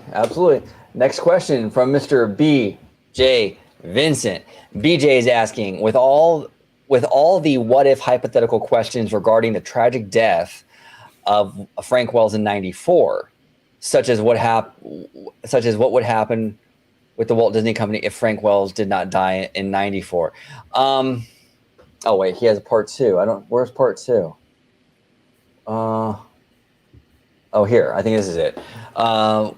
With all of the what if scenarios, like what would happen to the Walt Disney Company if Frank Wells did not die in '94, and here we're still serving as president along with Eisner. What do you think? So basically he's asking, like, so if Frank Wells didn't pass away, would he still be serving as president along Michael Eisner? That's interesting. I don't know. It's hard to say because people do fall off. Like, I love Frank Wells. I thought Frank Wells was brilliant, but we don't know. If Frank Wells stayed on, he might have lost his touch too. Remember, Kevin Feige was the magic man for so long, and now all of a sudden they're kind of releasing a lot of duds over there at Marvel. So who's to say that couldn't have happened with Frank Wells? Mm-hmm. I don't know. It's a tough one. That's a tough one. What do you think, George? Do you think that they would still be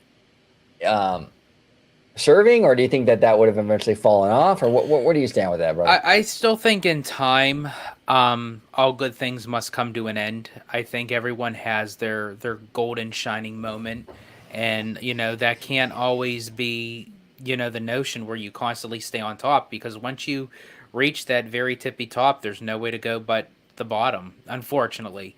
And it happens to the best, is despite of how brilliant Frank Wells was and how he worked so well with Michael Eisner. I feel like it may have extended the notion of how long Eisner stayed as CEO, but I still feel like at time was probably going to come up. And I am a bit firm believer that everything happens for a reason. And despite the tragedy of, for Frank Wells and what his family had to endure and all the people who knew him and worked with him, it still had to be meant for Iger to become CEO at the time. And there's a possibility that the acquisitions for Pixar, for Marvel, for Lucasfilm may not have happened.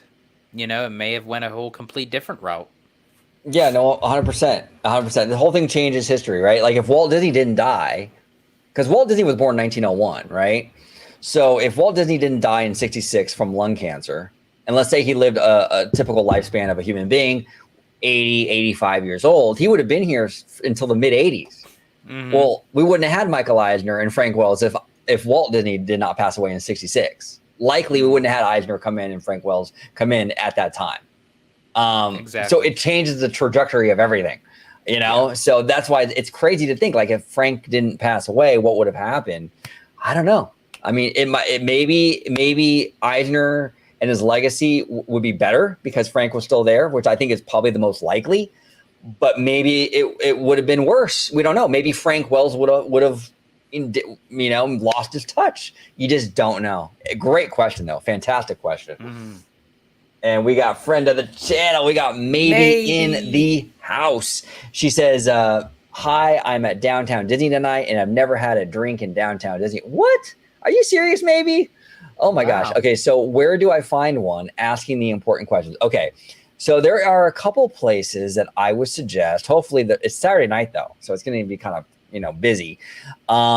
There's I think it's the outdoor bar. I think it's the Naples restaurant and bar. They have a really cool outdoor bar. It's across from like the Starbucks, okay, and like that like surf shop. That one is really cool.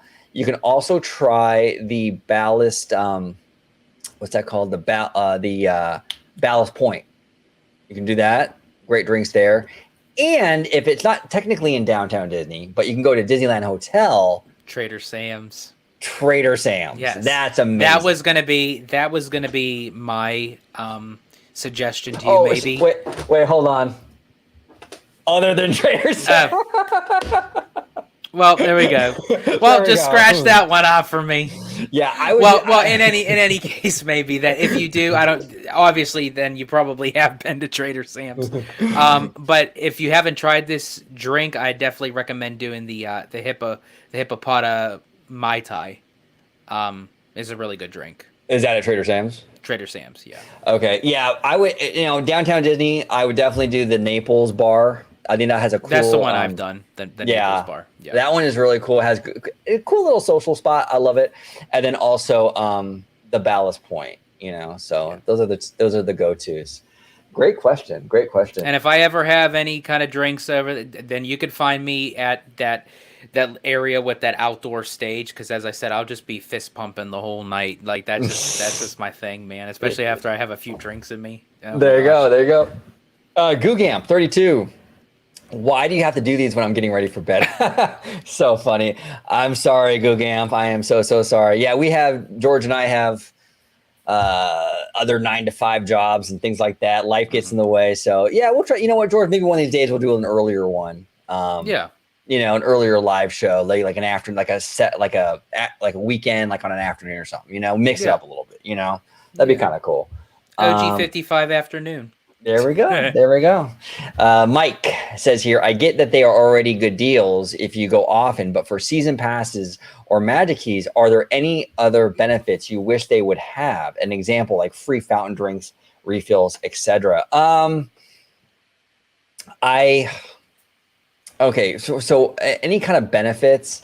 I don't know. I kind of would like to have some sort of like connection to like more like Disney Plus, things like that, where it's kind of like what's the word for it? Like maybe you get with your annual pass like perks on the streamer. Maybe you get a discount for Disney Plus, things like that. I think that'd be kind of cool.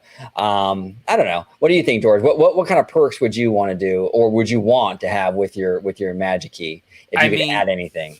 I think if they were to add like free fountain drinks or refills, what have you, I think that'd be kind of cool. But in order for that to happen, I believe the prices would have to go up significantly. Which again I would be okay with because it's kind of the best of both. Well, I'm not gonna say the best of both worlds, but it's like killing two birds with one stone, if you will. Because if you raise the prices at a higher rate, where it may kind of bring down the trajectory of the amount of magic key holders in the park at once. So it can kind of help with the guest flow. Plus, if you raise the price on the magic key, then you can have those kind of benefits for free drinks and what have you, because Disney's not going to want to lose money on food and beverage. 100%. Matthew Murr here says, if you were trying to get voice actors on the show for interviews, who would you do first? So any voice actor, George, any voice actor, who would you pick?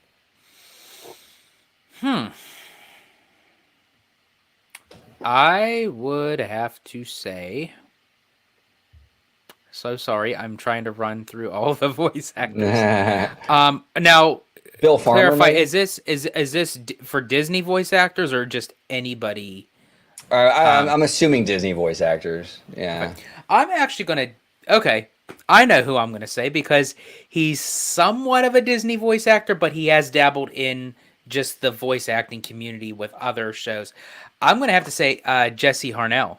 Who's Jesse Harnell? He actually, and this is a little bit of a controversial topic, but he did the voice of Brer Rabbit in Splash Mountain, but he is also best known for doing the voice of Wacko Warner in the Animaniacs.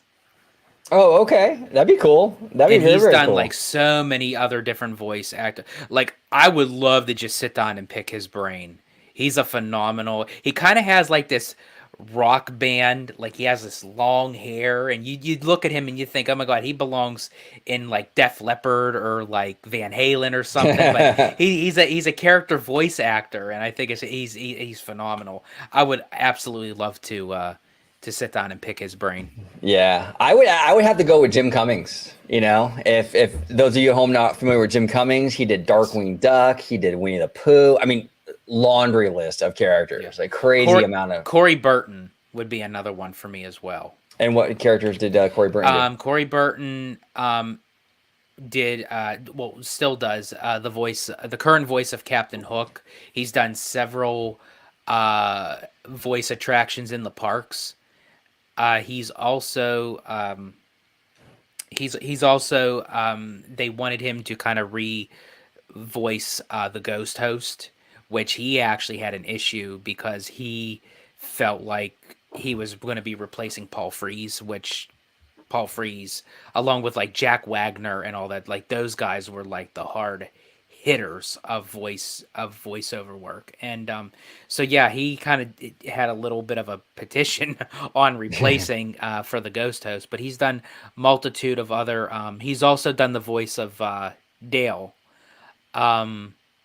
for Chippendale as part of like, so he kind of does his voice and they kind of speed it up to where Tress MacNeille does the voice of Chip, which I thought was kind of interesting. That is funny. There's actually a little behind the scenes little video on YouTube you could find of them doing their voiceover work for Rescue Rangers. It's really cool. Nice.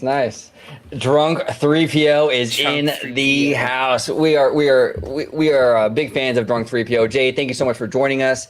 He is saying, bro, did you send me a gift? I did send you a little something. You should be getting it actually maybe today. I mean, Monday or Tuesday at the very latest. So check it out. But Jay, thank you so much for joining us, brother.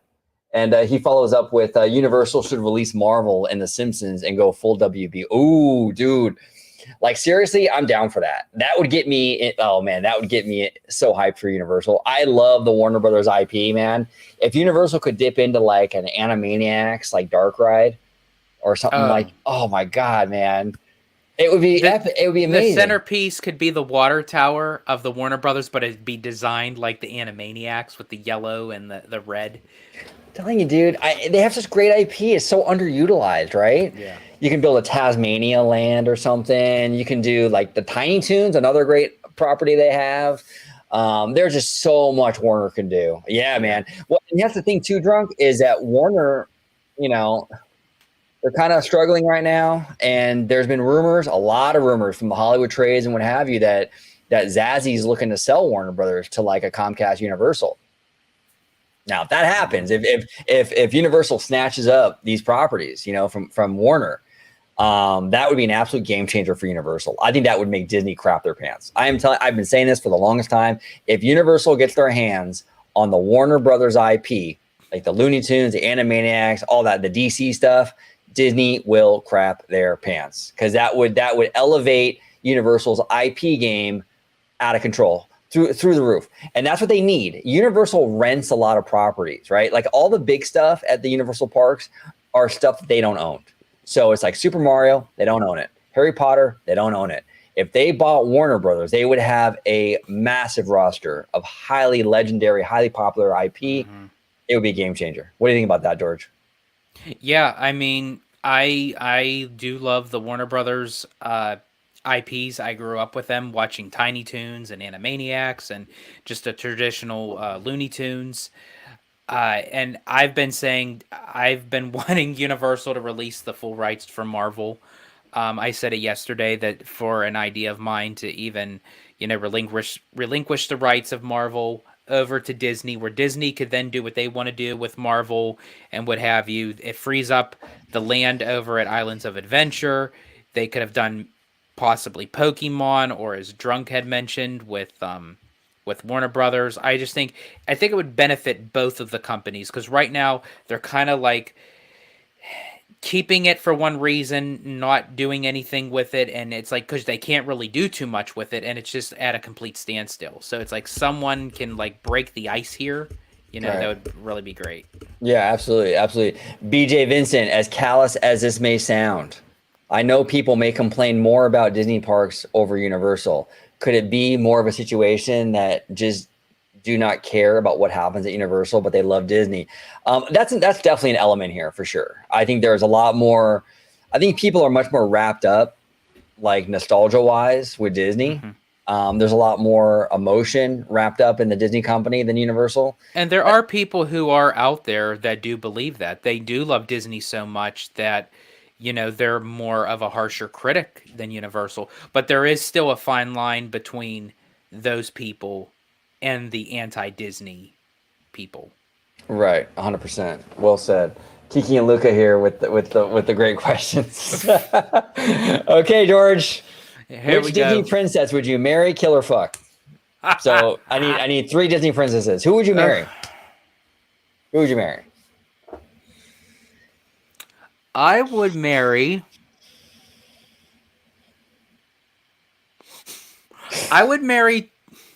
Tiana, and I'm saying this with the utmost respect, because she is such a good cook. At least I know that my stomach could be full every day after a long day's hard work. I can come home to some good old fashioned jambalaya or gumbo. Like that would be best way, right to a man's stomach. I would marry Tiana. Who I would want to kill. Now, down below, they say kiss. So is that? Oh, does that mean instead of kill, do they mean kiss? I think maybe. Yeah. So instead of kill, I think it's kiss. So who would you kiss? Because honestly, I don't think there's really any one of them that I would want to kill. Right. Yeah. So let's save that for the villains. Yeah. Kiss. Okay.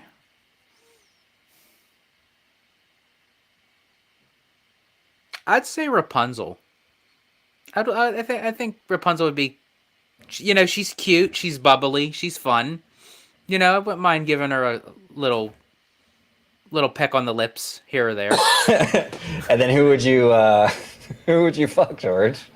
Oh, Aurora, because half of my work's already done. She's already in the bed. Oh, jeez.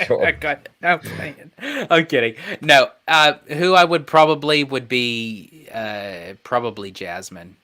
Because again, she was like she's still my favorite Disney princess, and as I said, I love Jasmine's singing voice. And A Whole New World is my all-time favorite Disney song. So the fact that Jasmine is part of my all-time favorite, so I would probably that would get me off on a high. And I can't believe I'm saying that about a cartoon animated female, but yeah, that's who it would be. I'd marry Tiana, kiss Rapunzel, and fuck Jasmine.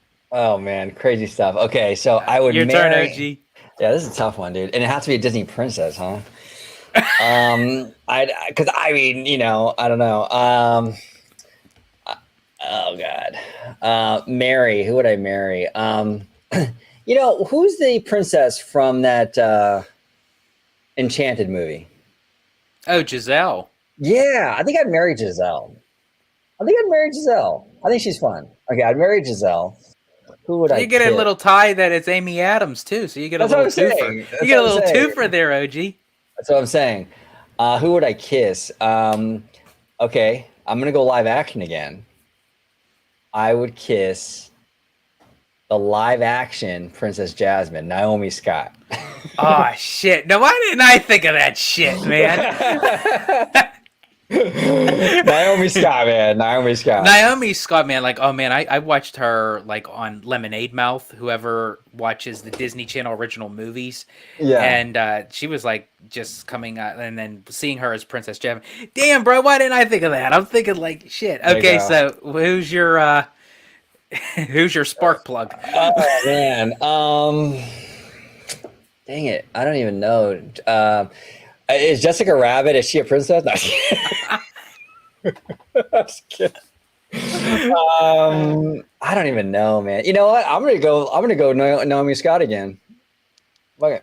Hey, you know what? I said I'd still fuck Jasmine, so I'm just gonna put that as a little bit of an ad. It's the live action Jasmine. There we go. Actually, interesting one for the kiss though would have been Tiana, because if she kisses you, don't you turn into a frog, or would you? That is true. Yeah. Right? Or would you? I don't know, but that'd be interesting. If you want to be a frog, that's the way to go. Or she turned into a frog. Oh yeah, she turned into a frog. Okay. Yeah. Does she transfer that power? No. Yeah. BJ Vincent here says, I'm in that boat. While I do not hate Universal, I love Disney and have seen what they are capable of in theming, etc. While I do not dislike Universal, I have no concern as to what happens to them. Yeah, a lot of people are like that, man. A lot of people are like that. Like, I actually I love Disney and I like Universal, right? Yeah. I am much more invested in what Disney does than Universal. I don't hate Universal either. My issue most of the time with Universal isn't necessarily Universal. It's the people. Yeah, it's the fan bias, fan double standard with everything, which it ties into what you're saying though, BJ, is that there's more emotional investment with Disney. So I understand that, Yeah. But I just, I think that we should, as a fan community, hold Universal accountable a little more than we do. I think they kind of get away with murder most of the time. It's kind of ridiculous. That's a wrap. 818. When in the hell is Disney going to fix Disneyland's Tomorrowland? And thanks for always the good feedback. Well, thank you so much for that. I appreciate that. When are they going to fix it? It doesn't seem like anytime soon. It doesn't seem like anytime soon, because I think we're going to get that Avengers ticket in DCA, because DCA needs it. DCA needs stuff. It absolutely does. And we're probably going to get the Avatar, whatever the Avatar thing is. Then, I think it's at least 7, 8 years away, I'm going to double down on it. I think it's going to be in the 2030s before they even start touching Tomorrowland. You might not be wrong on that, George. It might be a decade away. I mean, That's what I'm thinking, like 7, 8 years. Yeah. Because they're gonna touch other stuff. The problem with Tomorrowland is that a lot of the stuff in Tomorrowland is still very popular. That's the problem. You have a very popular Space Mountain, Buzz Lightyear Astro Blasters, Star Tours, all this stuff is still very popular. So to shut all that down, that's why they have to have something to kind of hold it there, so to speak, so that's where I thought that, Avatar would have been a great addition to Disneyland Park, because as you had mentioned, OG, between Fantasyland and Tomorrowland or what have you, or even if they expand Fantasyland, they're going to have to do something to kind of hold off, because you're closing down an entire... It's one thing of how they closed down Critter Country, so to speak, because of Splash Mountain, but it's still open for Winnie the Pooh and what have you. But when you close down Tomorrowland, you're taking a big chunk of things that are still very well popular that is a people eater. Yeah, no, 100%. Yeah, there's not much incentive to do a Tomorrowland, because like everything in there is kind of chugging along and it's popular. So like we said, Tomorrowland's biggest issue is most of the issue with Tomorrowland is aesthetics. Is really what it is, because the stuff in the land is doing just fine. So Disney doesn't seem much. There's no fire under Disney's ass to get to that right away. So you're gonna see Pandora. You're gonna see the Avengers e-ticket, things like that, way before Tomorrowland. And I will say this, might be controversial, but I think DCA needs a lot of work. Not a lot of work. I shouldn't say that, but DCA needs like one or even two big rides, like next. You know what I'm saying? Like Disneyland has gotten so much with Star Wars Galaxy's Edge and the Runaway Railway. I think it's DCA's turn, and DCA needs to play a little bit of catch up here. So I would be fine with holding off on Tomorrowland until DCA gets a little bit of love first, because DCA needs it way more than Disneyland. Yeah, absolutely. Great question. Mike here says, with migration not tracking well, how many phone calls do you think Nintendo is getting from Universal to fast track Mario Brothers 2? Jack Black's still asking the same question. Yeah, Jack Black still hasn't gotten the call, but we have a friend of a contributor on the channel, Seymour Duck, and he's our Nintendo guy, and he was telling me via DM that this is just kind of how Nintendo operates. They take their time with stuff, so there's nothing going on like issue-wise with Universal and Nintendo with Mario 2. It's likely going to happen, but Nintendo is notorious for taking their time with things. I don't know. See, I think animation in general, I got to be fair to Universal. I think animation in general, unless you're a Super Mario Brothers, is just on the struggle bus right now. You know, we saw, like you said, migration is not tracking well. The Teenage Kraken, whatever that was for DreamWorks a few months ago, that movie flopped miserably in the box office. Animation's having a rough go at it right now. They just are. And, you know, I think even Wish is not performing well in the box office, right? So I don't know. It's gonna be tough to see how they do this. But even if they fast track it, I mean, these movies take like 3 and 4 years. I mean, even if they greenlit it today, you're not going to see Mario 2 for like another 3 or 4 years. 3 years, yeah. Yeah, so it doesn't really. It's still a ways off. Kiki and Luca. OG, are you prettier than all the girls you dated, and how do they feel about that? No way. They were all prettier than me. Absolutely. 100% prettier than me. And what kind of moisturizer do you use? You know what? That's a good question. The moisturizer I use is actually from my ex-girlfriend. But it's actually, I don't know the name of it because it's a Korean brand and I can't read the writing on the tube. I don't really know, but it works really well. I love it. But I know what it looks like. I don't know what the name of it is though, because I can't read the packaging. I got to learn Korean. Ryan F says, "What is your opinion on Luminous? Why is Wondrous Journeys not coming back? Wondrous is a great show, but the lack of actual fireworks was disappointing." George, you are the Walt Disney World guy. What's your opinion on Luminous? So from what I have seen thus far with Luminous, we did a live stream with our buddy and contributor of the channel, Slimer. He was on location. He got to see Luminous. We got to have a watch party along with him and everyone else in the chat. My first time watching it, I thought it was decent. I got to go back and rewatch Luminous from other YouTube channels and vloggers. I thought the show was very decent. It's definitely much better than Harmonious. It's about a one step up from Epcot Forever. I had mentioned this before, and I either in yesterday's live or in a previous show. I'm still withholding judgment of where Luminous stands with Illuminations, only because I want to be able to see Luminous for myself in person before I make that final statement on where it lies with Illuminations.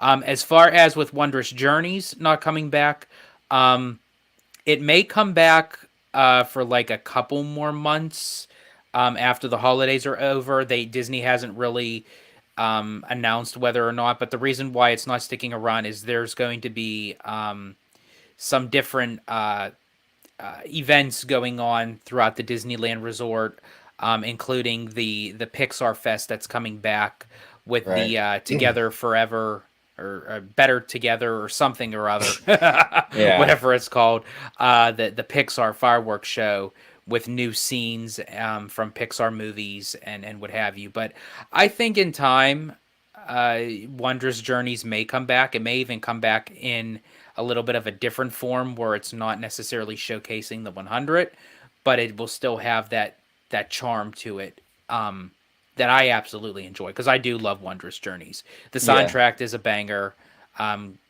Christopher Lennertz did a phenomenal job on that. And so, yeah, I am hoping that it will come back after, like, once all the other events around Disneyland are over. Yeah, and I wonder, the intro to it, I don't know if it says does it say for 100 years or does it say for over 100 years in that show? Because if it says for over 100 years, they can keep the show as it is, because then it would just be like, even if it's 102 years, it still makes sense, you know? Right. I gotta listen to that again. And even if it doesn't, I guess they can kind of tweak it a little bit if they can tweak it. Exactly. I think they tweaked Remember Dreams Come True, actually, the Julie Andrews part. Yes, they did. I believe they did. Yeah, so that's possible. They can do that. It's pretty easy. Well, my opinion of Luminous is that I think it's a pretty good show. I think that I probably still like Illumination better, but I like this one more than Harmonious because those big ugly barges are gone, right? And Luminous actually reminds me a lot of like World of Color, and I love World of Color. So yeah, it was a good show. It's a good show. I think this one, look, I don't think this one will last maybe as long as Illuminations did, but I think it's going to be here for at least a good chunk of time. You know, at least, you know, the next maybe 5 or so years. I think this will be the show for Epcot. I think it's popular enough that it'll be just fine. Leo CH here says, do you think movie that's not successful in theater and only becomes popular on Disney Plus is a bit cheap to say the movie successful just because it's on streaming? I'm not quite sure what they're trying to say. So it's not successful in theater, only becomes popular on Disney Plus. Is it cheap to say the movie's successful just because it's on streaming? Well, I don't know if it's cheap, but it's like, what's the word for it? It's, I don't know. I mean, I don't think it really has anything to do with whether or not a film is good or not. I think it's just for the notion of the people. Is that what he's trying to say? Is it good or not? I think that's what he's saying, but I mean, even if it's not, I mean, I think that would be the route. I don't think it's because if the movie isn't a success or not. I think it's just more so that people don't want to spend the money for whatever reason to go into the movie theaters, because Disney gave them an outlet, a platform to say, hey, you know what, within a couple months, you can watch the same movie and not pay a dime. You just pay your monthly subscription. Right. And when you have, say you have a young couple and they got 2 kids, that's expensive to go to the theater, So if you can just wait 6 to 8 weeks and when it's on Disney Plus, why not? And then you have the digital babysitter. You put that thing on repeat, right? And, there you go. So yeah, streaming changed the game for sure, and it's hurting animation. I know a lot of people are just focused on Disney, but like we said with Universal, with Migration, the Teenage Kraken, it seems like there's an issue with animation overall. I think the consumer has kind of drifted. They're changing their consuming habits with animation in general, and I think that Hollywood's going to have to adjust that, because maybe they just put less animation in theaters, maybe just the big ones in theaters, and the rest of them go straight to streaming. I'm not really sure what the answer is. Or you bring back Premier Access, what we talked about yesterday, George, where you have the movie in theaters, it goes on to Disney Plus as a Premier Access for like $20 for like a month, and then it goes into free Disney Plus or something, you know? Or you could take the other route that I suggested, where it goes into theaters and then it eventually ends up on Disney Plus, but it'll never become free unless you actually pay for it. Right, exactly. You can go there too. So they have options, but yeah, the way people consume animation is different right now, and it's industry wide, and these studios are going to have to adjust. And Disney's going to have to get those budgets down too, because, $200 million to make Wish, that's crazy. Yeah, that's crazy. That's crazy, so we'll see. Kaylee here says, what is your favorite character dining meal at Disneyland or Walt Disney World? What is a character meal you would like to see them add at either resort? My favorite character meal actually is at Disneyland at the Grand Californian. the Chip and Dale character meal at the Storytellers Cafe. I love it. Hey, Chip and Dale, you can't go wrong with them. I think that's fantastic. I love that.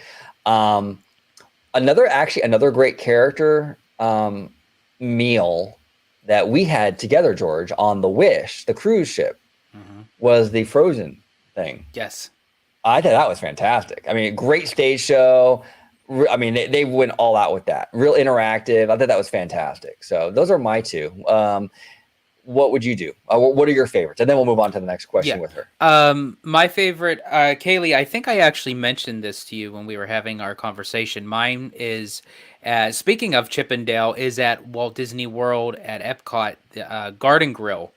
And they usually showcase Chip and Dale a little bit more with the Harvest Feast that they have. And I think just the Garden Grill is a very unique type of restaurant. It's in the Land Pavilion, and it sits above the Living with the Land boat ride.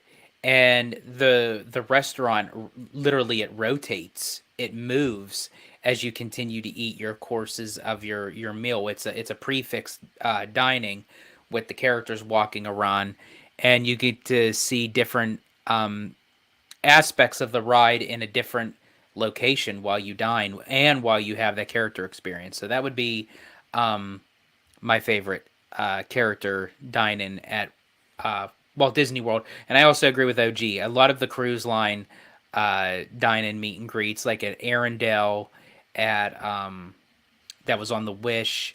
You have Tiana's place. My gosh, on the Wonder. Like, I mean, they bring the house down with that restaurant. It's basically Mardi Gras. Yeah. And they have Tiana coming out singing with the jazz band, and Lewis comes out with his trumpet. It's like she goes around meeting and greeting, welcome to my restaurant. I hope everyone's enjoying themselves. It's always a fun time. Yeah, absolutely. Now, what do you think? What character meal? Okay, she asked, what character meal would you like them to add to either resort? So I would like to see. I would either like to see. Well, you know what? I'm going to go with the Frozen one. I really liked Frozen in the on the Wish. I would like to see that added to Disneyland. I think that would be really, really cool, like a Frozen dining experience. The one that they have on the ship, though. You know what I'm saying? Okay. With the little stage show. I'll actually double down with you as far as like on the cruise, but I would actually do Tiana's Palace, but as a full-on sit-down restaurant where you have that full jazz band. Tiana comes out, sings, walks around, greets her guests as it's her restaurant, what have you. That would be phenomenal. Yeah, it would. It would. Now, I don't know why they missed an opportunity with Tiana's Bayou Adventure. I think you have the Blue Bayou, where you can see where you get a view of Pirates of the Caribbean. Mm-hmm. Wouldn't it have been awesome if you had a Tiana restaurant connected to the show building of the ride, where you get to eat New Orleans, food or whatever, and you can watch the logs go by. Oh man, that would have been amazing. Amazing. I'm telling you, man, missed opportunity. Yeah. Ken Roberts, balls to the wall is not dirty. It's an old aviation term that means go full throttle. Google it. That's interesting. I did not know that. I actually did know that. But I just use it for a different term, and you'd be surprised, Ken, of how many people get offended by that statement, believe it or not. No one from the OG55 community, obviously, but there was some issues that I had before coming on OG55 with a prior podcast, which I won't get into that. There was some issues with that, but I actually did know that was the term for it, but I just kind of use it because that's just how I am. I could turn anything into an innuendo very quickly. Yeah, absolutely. Ball to the wall. Leo CH here says, do you think there will be a lot of backlash if Disneyland or Magic Kingdom Space Mountain gets demolished and upgraded like the one in Tokyo? Oh yeah, that's the thing. Tokyo can get away with that stuff. Number one, because there's less nostalgia wrapped in that park overall. But number two, they like the Japan parks have a history of like when they do something, they do it like 112%. So there's a little more trust there. When they bulldoze Space Mountain, we pretty much know whatever they replace it with is going to be like George says, balls to the wall, crazy good, right? Yeah. Out here though, it's a little iffier. Like we don't always get something better than what is replaced. And especially in Disneyland, everything is like super nostalgic here at Disneyland. If they were to, and I know we have the clone. You guys got Space Mountain first over there in Florida. Mm-hmm. We have the clone, but even so, just for the fact that it's even in Disneyland, if they were to bulldoze that thing, there would be, oh my God, the outrage would be, unfathomable. You have no idea. No idea. Could you imagine, George? I mean, it would be nuts. Oh my gosh, there'd be, Diz Twitter would be having a field day. Yeah, 100%. And Kiki and Lucas says, actually, it's Mary Kill or Kiss. Well, now you guys know who would want to fuck. So, sorry, folks. who would you kill? See, that's the thing, though. Like, I don't think any of them. No, I don't think. No, I can't. You know who I would kill? Oh God, here we go. When Ursula turns into was it Vanessa? Vanessa. Is she a princess though? I don't know. Close enough. Close enough. I would kill her. Yeah, I would kill her. Okay, yeah, she's not a princess, but if I had to say, I'd say Mother Gothel. Just because. Oh, Mother Gothel. Yeah. Okay. Again, she's not a princess, but it'd be like, bitch, you better let me out of this tower. Yeah. Right. Exactly. Dreamy X. I always love Dreamy X's profile pic, dude. That's pretty cool, man. The skull. Yeah, that's dope. I like that. Hey guys, have you guys heard the news that company behind drone shows at Disneyland Paris will be opening a company location in Orlando? I did hear that like just a couple of hours ago. Yeah. That's very, very interesting. I'm very curious if Disney is going to jump on that. I'm pretty sure Universal will, because Universal, I believe they have a drone show out here in Hollywood. They do for Harry Potter. And they don't have that over there yet in Florida. No, That's I don't believe so. No, I bet I know of. I bet you Universal jumps on that drone stuff before Disney does out here. I could be wrong on that, but we'll see. Yeah. I think we're going to see a lot more of that kind of stuff. If they're moving out there, that's crazy. That is really crazy. And those drone shows are really impressive. Like the stuff coming out of Disneyland Paris. Oh, it's phenomenal. It's incredible. It's absolutely incredible. And we got Mr. Rob Foos in the house. Hi, guys. Merry Christmas. Well, Merry Christmas to you, sir. Merry Christmas. And happy holiday. There we go, George. Our next American Idol, George. There we go. BJ Vincent, OG and George. I was wondering, have you ever seen either Event Horizon and the Disney movie The Black Hole? If so, would you consider Event Horizon an unofficial sequel to The Black Hole? Unofficial sequel being The Black Hole 2.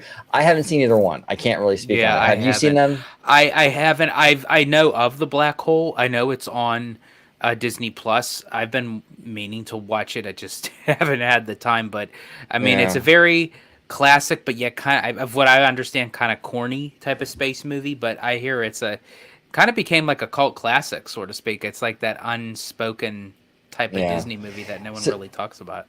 So that was like, I think it was kind of like Disney trying to get on that Star Wars money, right? The Black Hole, like trying to because in the 80s, Disney was like, in that time period, Disney was not doing well. Like the movies were not doing well. And that movie didn't do well. I mean, it literally went into the black hole. The money went into that black hole, you know? Alia Aloha. We love Alia Aloha. Alia. A contributor here on the channel.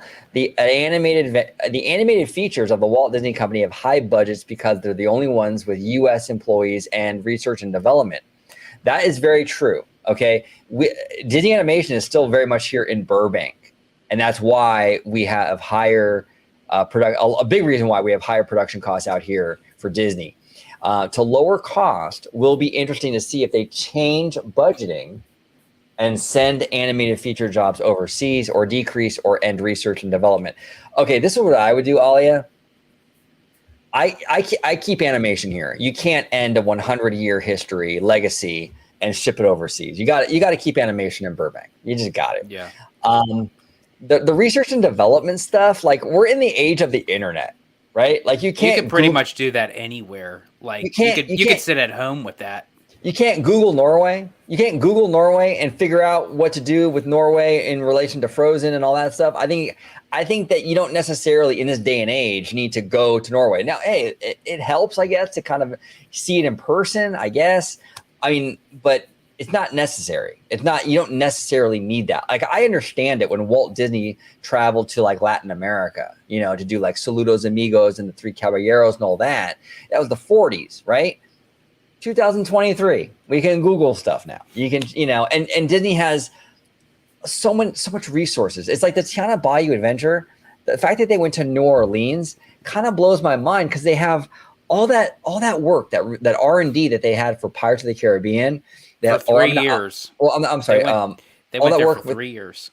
Right, but they had all that work for the New Orleans Square at Disneyland, and they had all that research and development for the Tiana Princess and the Frog movie.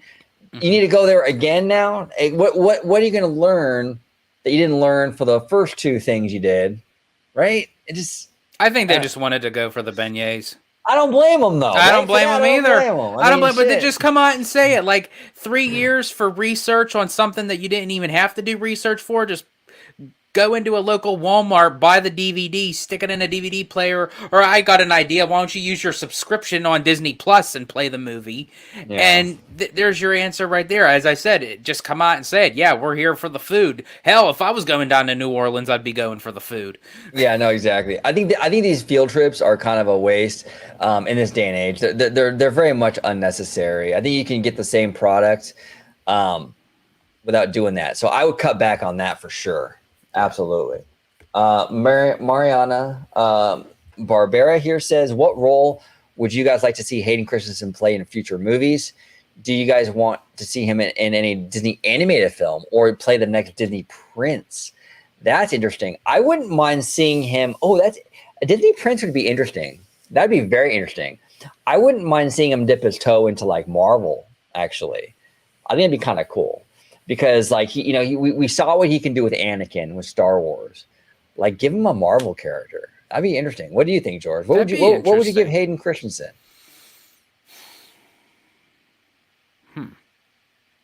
Any franchises that you see that you'd want to? I'm trying to think if he would.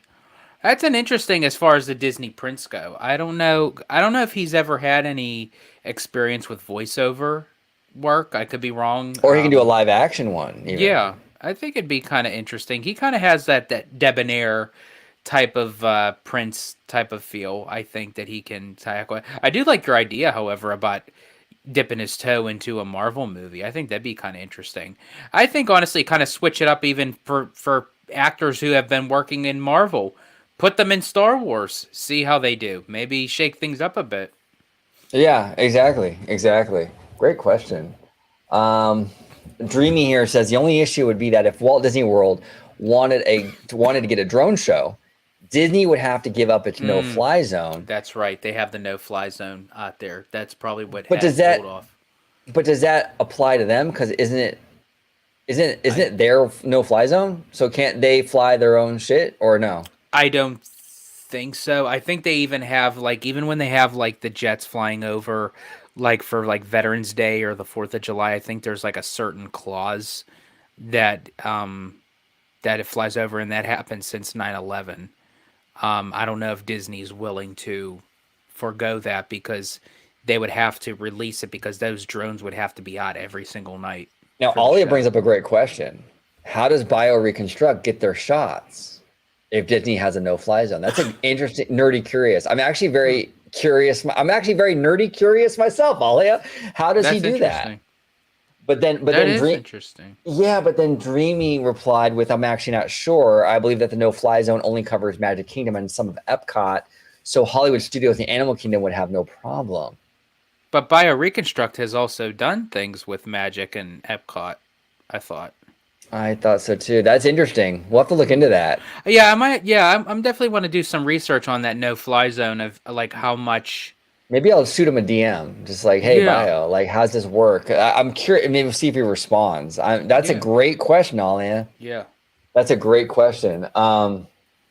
Leo CH, what's with the Disneyland Tomorrowland's entrance planner near the Astro Orbiter?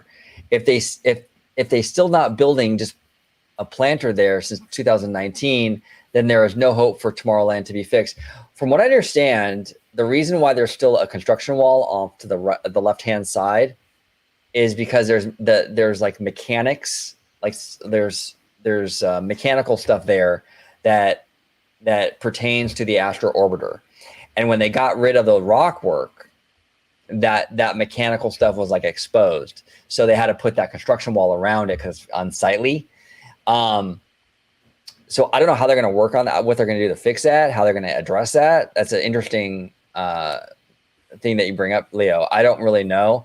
Supposedly, we're supposed to get a new entrance, like you said, in 2019. We never got it. The pandemic came, and that whole thing was put on ice. So I have no idea. I really don't. I wish they would figure something out, at least with the entrance, so they can get rid of the stupid construction wall sitting over there since, like, what's before the pandemic. Yeah. It's kind of crazy. Let me see here. Where was I? Oh, Alia. Research and development also involves technological advancements of animation. Irony, Disney helps animated features in general for other studios too. Exactly. That is true. So research and development. Okay. So that's a fair point. So it's not just the research trips. It's also the technology that they create for better CGI, for better processes and things like that, which also would help, a Universal or a Dream or whatever, so yeah. Fascinating. So we'll see. Absolutely. And then the final comment is from Alia. But for some reason, Disney budgets all of that with each film in general versus in general. I think they should apply it in general. Yeah, I don't really know. I mean, it's tricky with these budgets. I mean, they need to get them down, but you don't want to kneecap yourself either. You don't want a situation where you're sacrificing quality. You're not innovating as much, things like that. So it's a balancing act, 100%. Dreamy X here says Disneyland Tomorrowland update has been a big topic in the Disney community. But do you guys think that Disney is waiting for the next big anniversary for Disneyland to happen or something else? Yeah, we were just talking about that earlier on the show. Like George and I think that a new Tomorrowland is at least 7, 8, maybe even a decade away, because I think Disney has other priorities. They want to add. I think they need to address DCA first. Absolutely. They got to get another e-ticket in DCA. We got to get that Avengers thing in there. Really, the only e-ticket at that park right now is Radiator Springs Racers. That's it. So it needs another one. It probably could use 2, to be honest with you. Yeah. So it's at least, I'd say it's at least a decade off. But we'll see. Yeah. We'll see. But that concludes this live show, this Saturday Night Live show. I want to thank my partner in crime, my co-host, the Italiano, George, host of Citrus Corner. Oh, wait, hold on one sec. We got one more. It's from BJ Vincent. So, one sec. We got one more. OG and George, aside from hosting Orange Grove 55 YouTube channels, are there any other jobs or careers you have thought of going into? For example, I was in healthcare field as a surgical tech.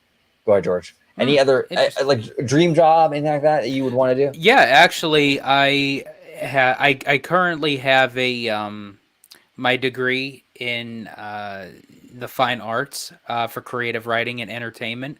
I always wanted to utilize that to be a show concept writer for actually WDI. That was like the highest tier job that I would absolutely would love to work in WDI, because as you guys can see and know me of my ideas that I would bring to the table, I'd get this shit done. There you go. And that would be mine too. I would love to work in Imagineering, just coming up with ride concepts, lands, all that cool stuff. But when I was younger, like when I was growing up, I actually wanted to be an animator. I still have a passion for animation. The thing with animation though is I fell in love with the hand-drawn process, the drawing and on paper and that whole thing. And it's a whole different ball game now, But I would love to be an animator. I think that'd be pretty cool. Very, very cool, actually. Dreamy here. Final question of the night. Dreamy, when do you guys think Disney will do a similar transformation of Fantasyland at Magic Kingdom, similar to how they did so at Disneyland? I don't know, but they sure as hell need it. It's weird, right? Because it's like a hodgepodge now. Yeah. It's like, because you have the new Fantasyland, which is really nice. but then you have that medieval old school style. Yeah, it needs a complete. Yeah, they needed to like kind of finish the job. Like when we did our new Fantasyland in the 80s, they did the whole thing. You know what I'm saying? Yeah. Like, I don't know why they didn't do the whole thing. Mm-hmm. Was that a Rizzullo? Oh, was that Rizzullo, our boy over there? Yeah, Rizzullo? that's You know, because I remember that was him, right? New Fantasyland. The only difficult thing about Disney World doing that is because it's such a bigger standpoint with international travel, with just people coming in for vacations. You shut down Fantasyland to do something like that, that's going to cause a lot of issues, and that's why that they don't even do a overhaul renovation of the Haunted Mansion for the holidays, because there's just so many people going in at a time that if they have this once in a lifetime vacation and these attractions are down, and there's so very little actually within the Walt Disney World parks as it is, it would be detrimental for them to utilize it. So Disney has to come up with a strategy to put more into the parks first. If they were to do like the Beyond Big Thunder, what's Beyond Big Thunder, and add a whole nother land, then they may have the capability to close down Fantasyland for that. But nothing until something big comes along. Right. Well said. Well said. Absolutely. Yeah, they need to do something. That Fantasyland just didn't. Man, growing up here in Disneyland with our Fantasyland, the Magic Kingdom one didn't hit for me at all. Yeah, I was like, ugh. It's all cement. That's all it is. It's cement. It feels very dated. You know, the medieval stuff was dated. But I love Mine Train. That was awesome. I loved Mine Train. Yeah, everything within the new Fantasyland is great. Right. Yeah, really, really good. I definitely want to try the Be Our Guest restaurant next time I go down there. We definitely need to. I was tempted to do it the last time, and I really should have, just for you to have that experience. But it's cool. It saves something cool for next time. You know. Yeah. So yeah, I'm down. We'll definitely put that on the list. Yeah, absolutely. But George, I want to thank you for joining. Everybody in the chat, I want to thank you so much for joining. Dreamy X, Ali Aloha, BJ Vincent, Maybe, Kaylee, Drunk 3PO, Lord Jonathan, Rob Foos, Leo CH, Florentin Sings, Ryan F, Mike, Matthew Murr, Humphrey Bear, Love Low, just everybody, CSRS, Kiki and Luca. We had fantastic questions from all of you today. Thank you so much for joining us. Look, at OG55, we know you have a ton of options in terms of what you do with your time, in terms of consuming content. And it is an honor, and it's a privilege to have everybody here, you know, on their Saturday night, you know, watching us. And it's humbling. And we want to thank every one of you for doing that tonight. Truly awesome. And it was a fantastic evening. And George, if you could let everybody home know where they could find you on social media. Absolutely. You can find me on X, formerly known as Twitter, at Disney George. You could also find me on Instagram under the Disney Italiano. And of course, you'll find me here on my home base at Orange Grove 55 with Citrus Corner, with all that sweet, juicy, but sometimes sticky Disney news and info. You know, we got to find out where Maybe ended up getting her drink. Yeah. Like, yeah, she's in downtown Disney, so I'm for sure she probably found a place. Yeah, she found a place. Anywhere but Trader Sam's. Anywhere but Trader Sam's. Yeah, anywhere but Trader Sam's. Thank you all so much for joining this episode of OG55 Live. Until next time, everybody. And really quick, and to BJ Vincent's final comment, I love this. Let's do it again. I'll just say this because I'm a paint the night kind of. When can we do this again? Yeah, exactly. We're going to do it again very soon. We actually love doing these live chats, and it's a lot of fun for us. So like we did 2 in a row, just, you know, today and last night. I was just talking to you on the phone about that. Weren't we, George? Like about doing more of these. So. Yeah, and lo and behold, we did one tonight again. So exactly. So yeah, look out for more live shows because they are coming. Now, what should we do? How should we end the night? We're going to end the night with Family Guy, Drunk Chewy, Blackpink. I don't know. Actually, this is, I think, it's been 2 hours, OG, and you didn't do a Blackpink reference, so we got to close them out with some Blackpink. Let's do it. Have a great day, everybody. Thank you so much for watching OG55. We're going to end it with La Lisa. Give me a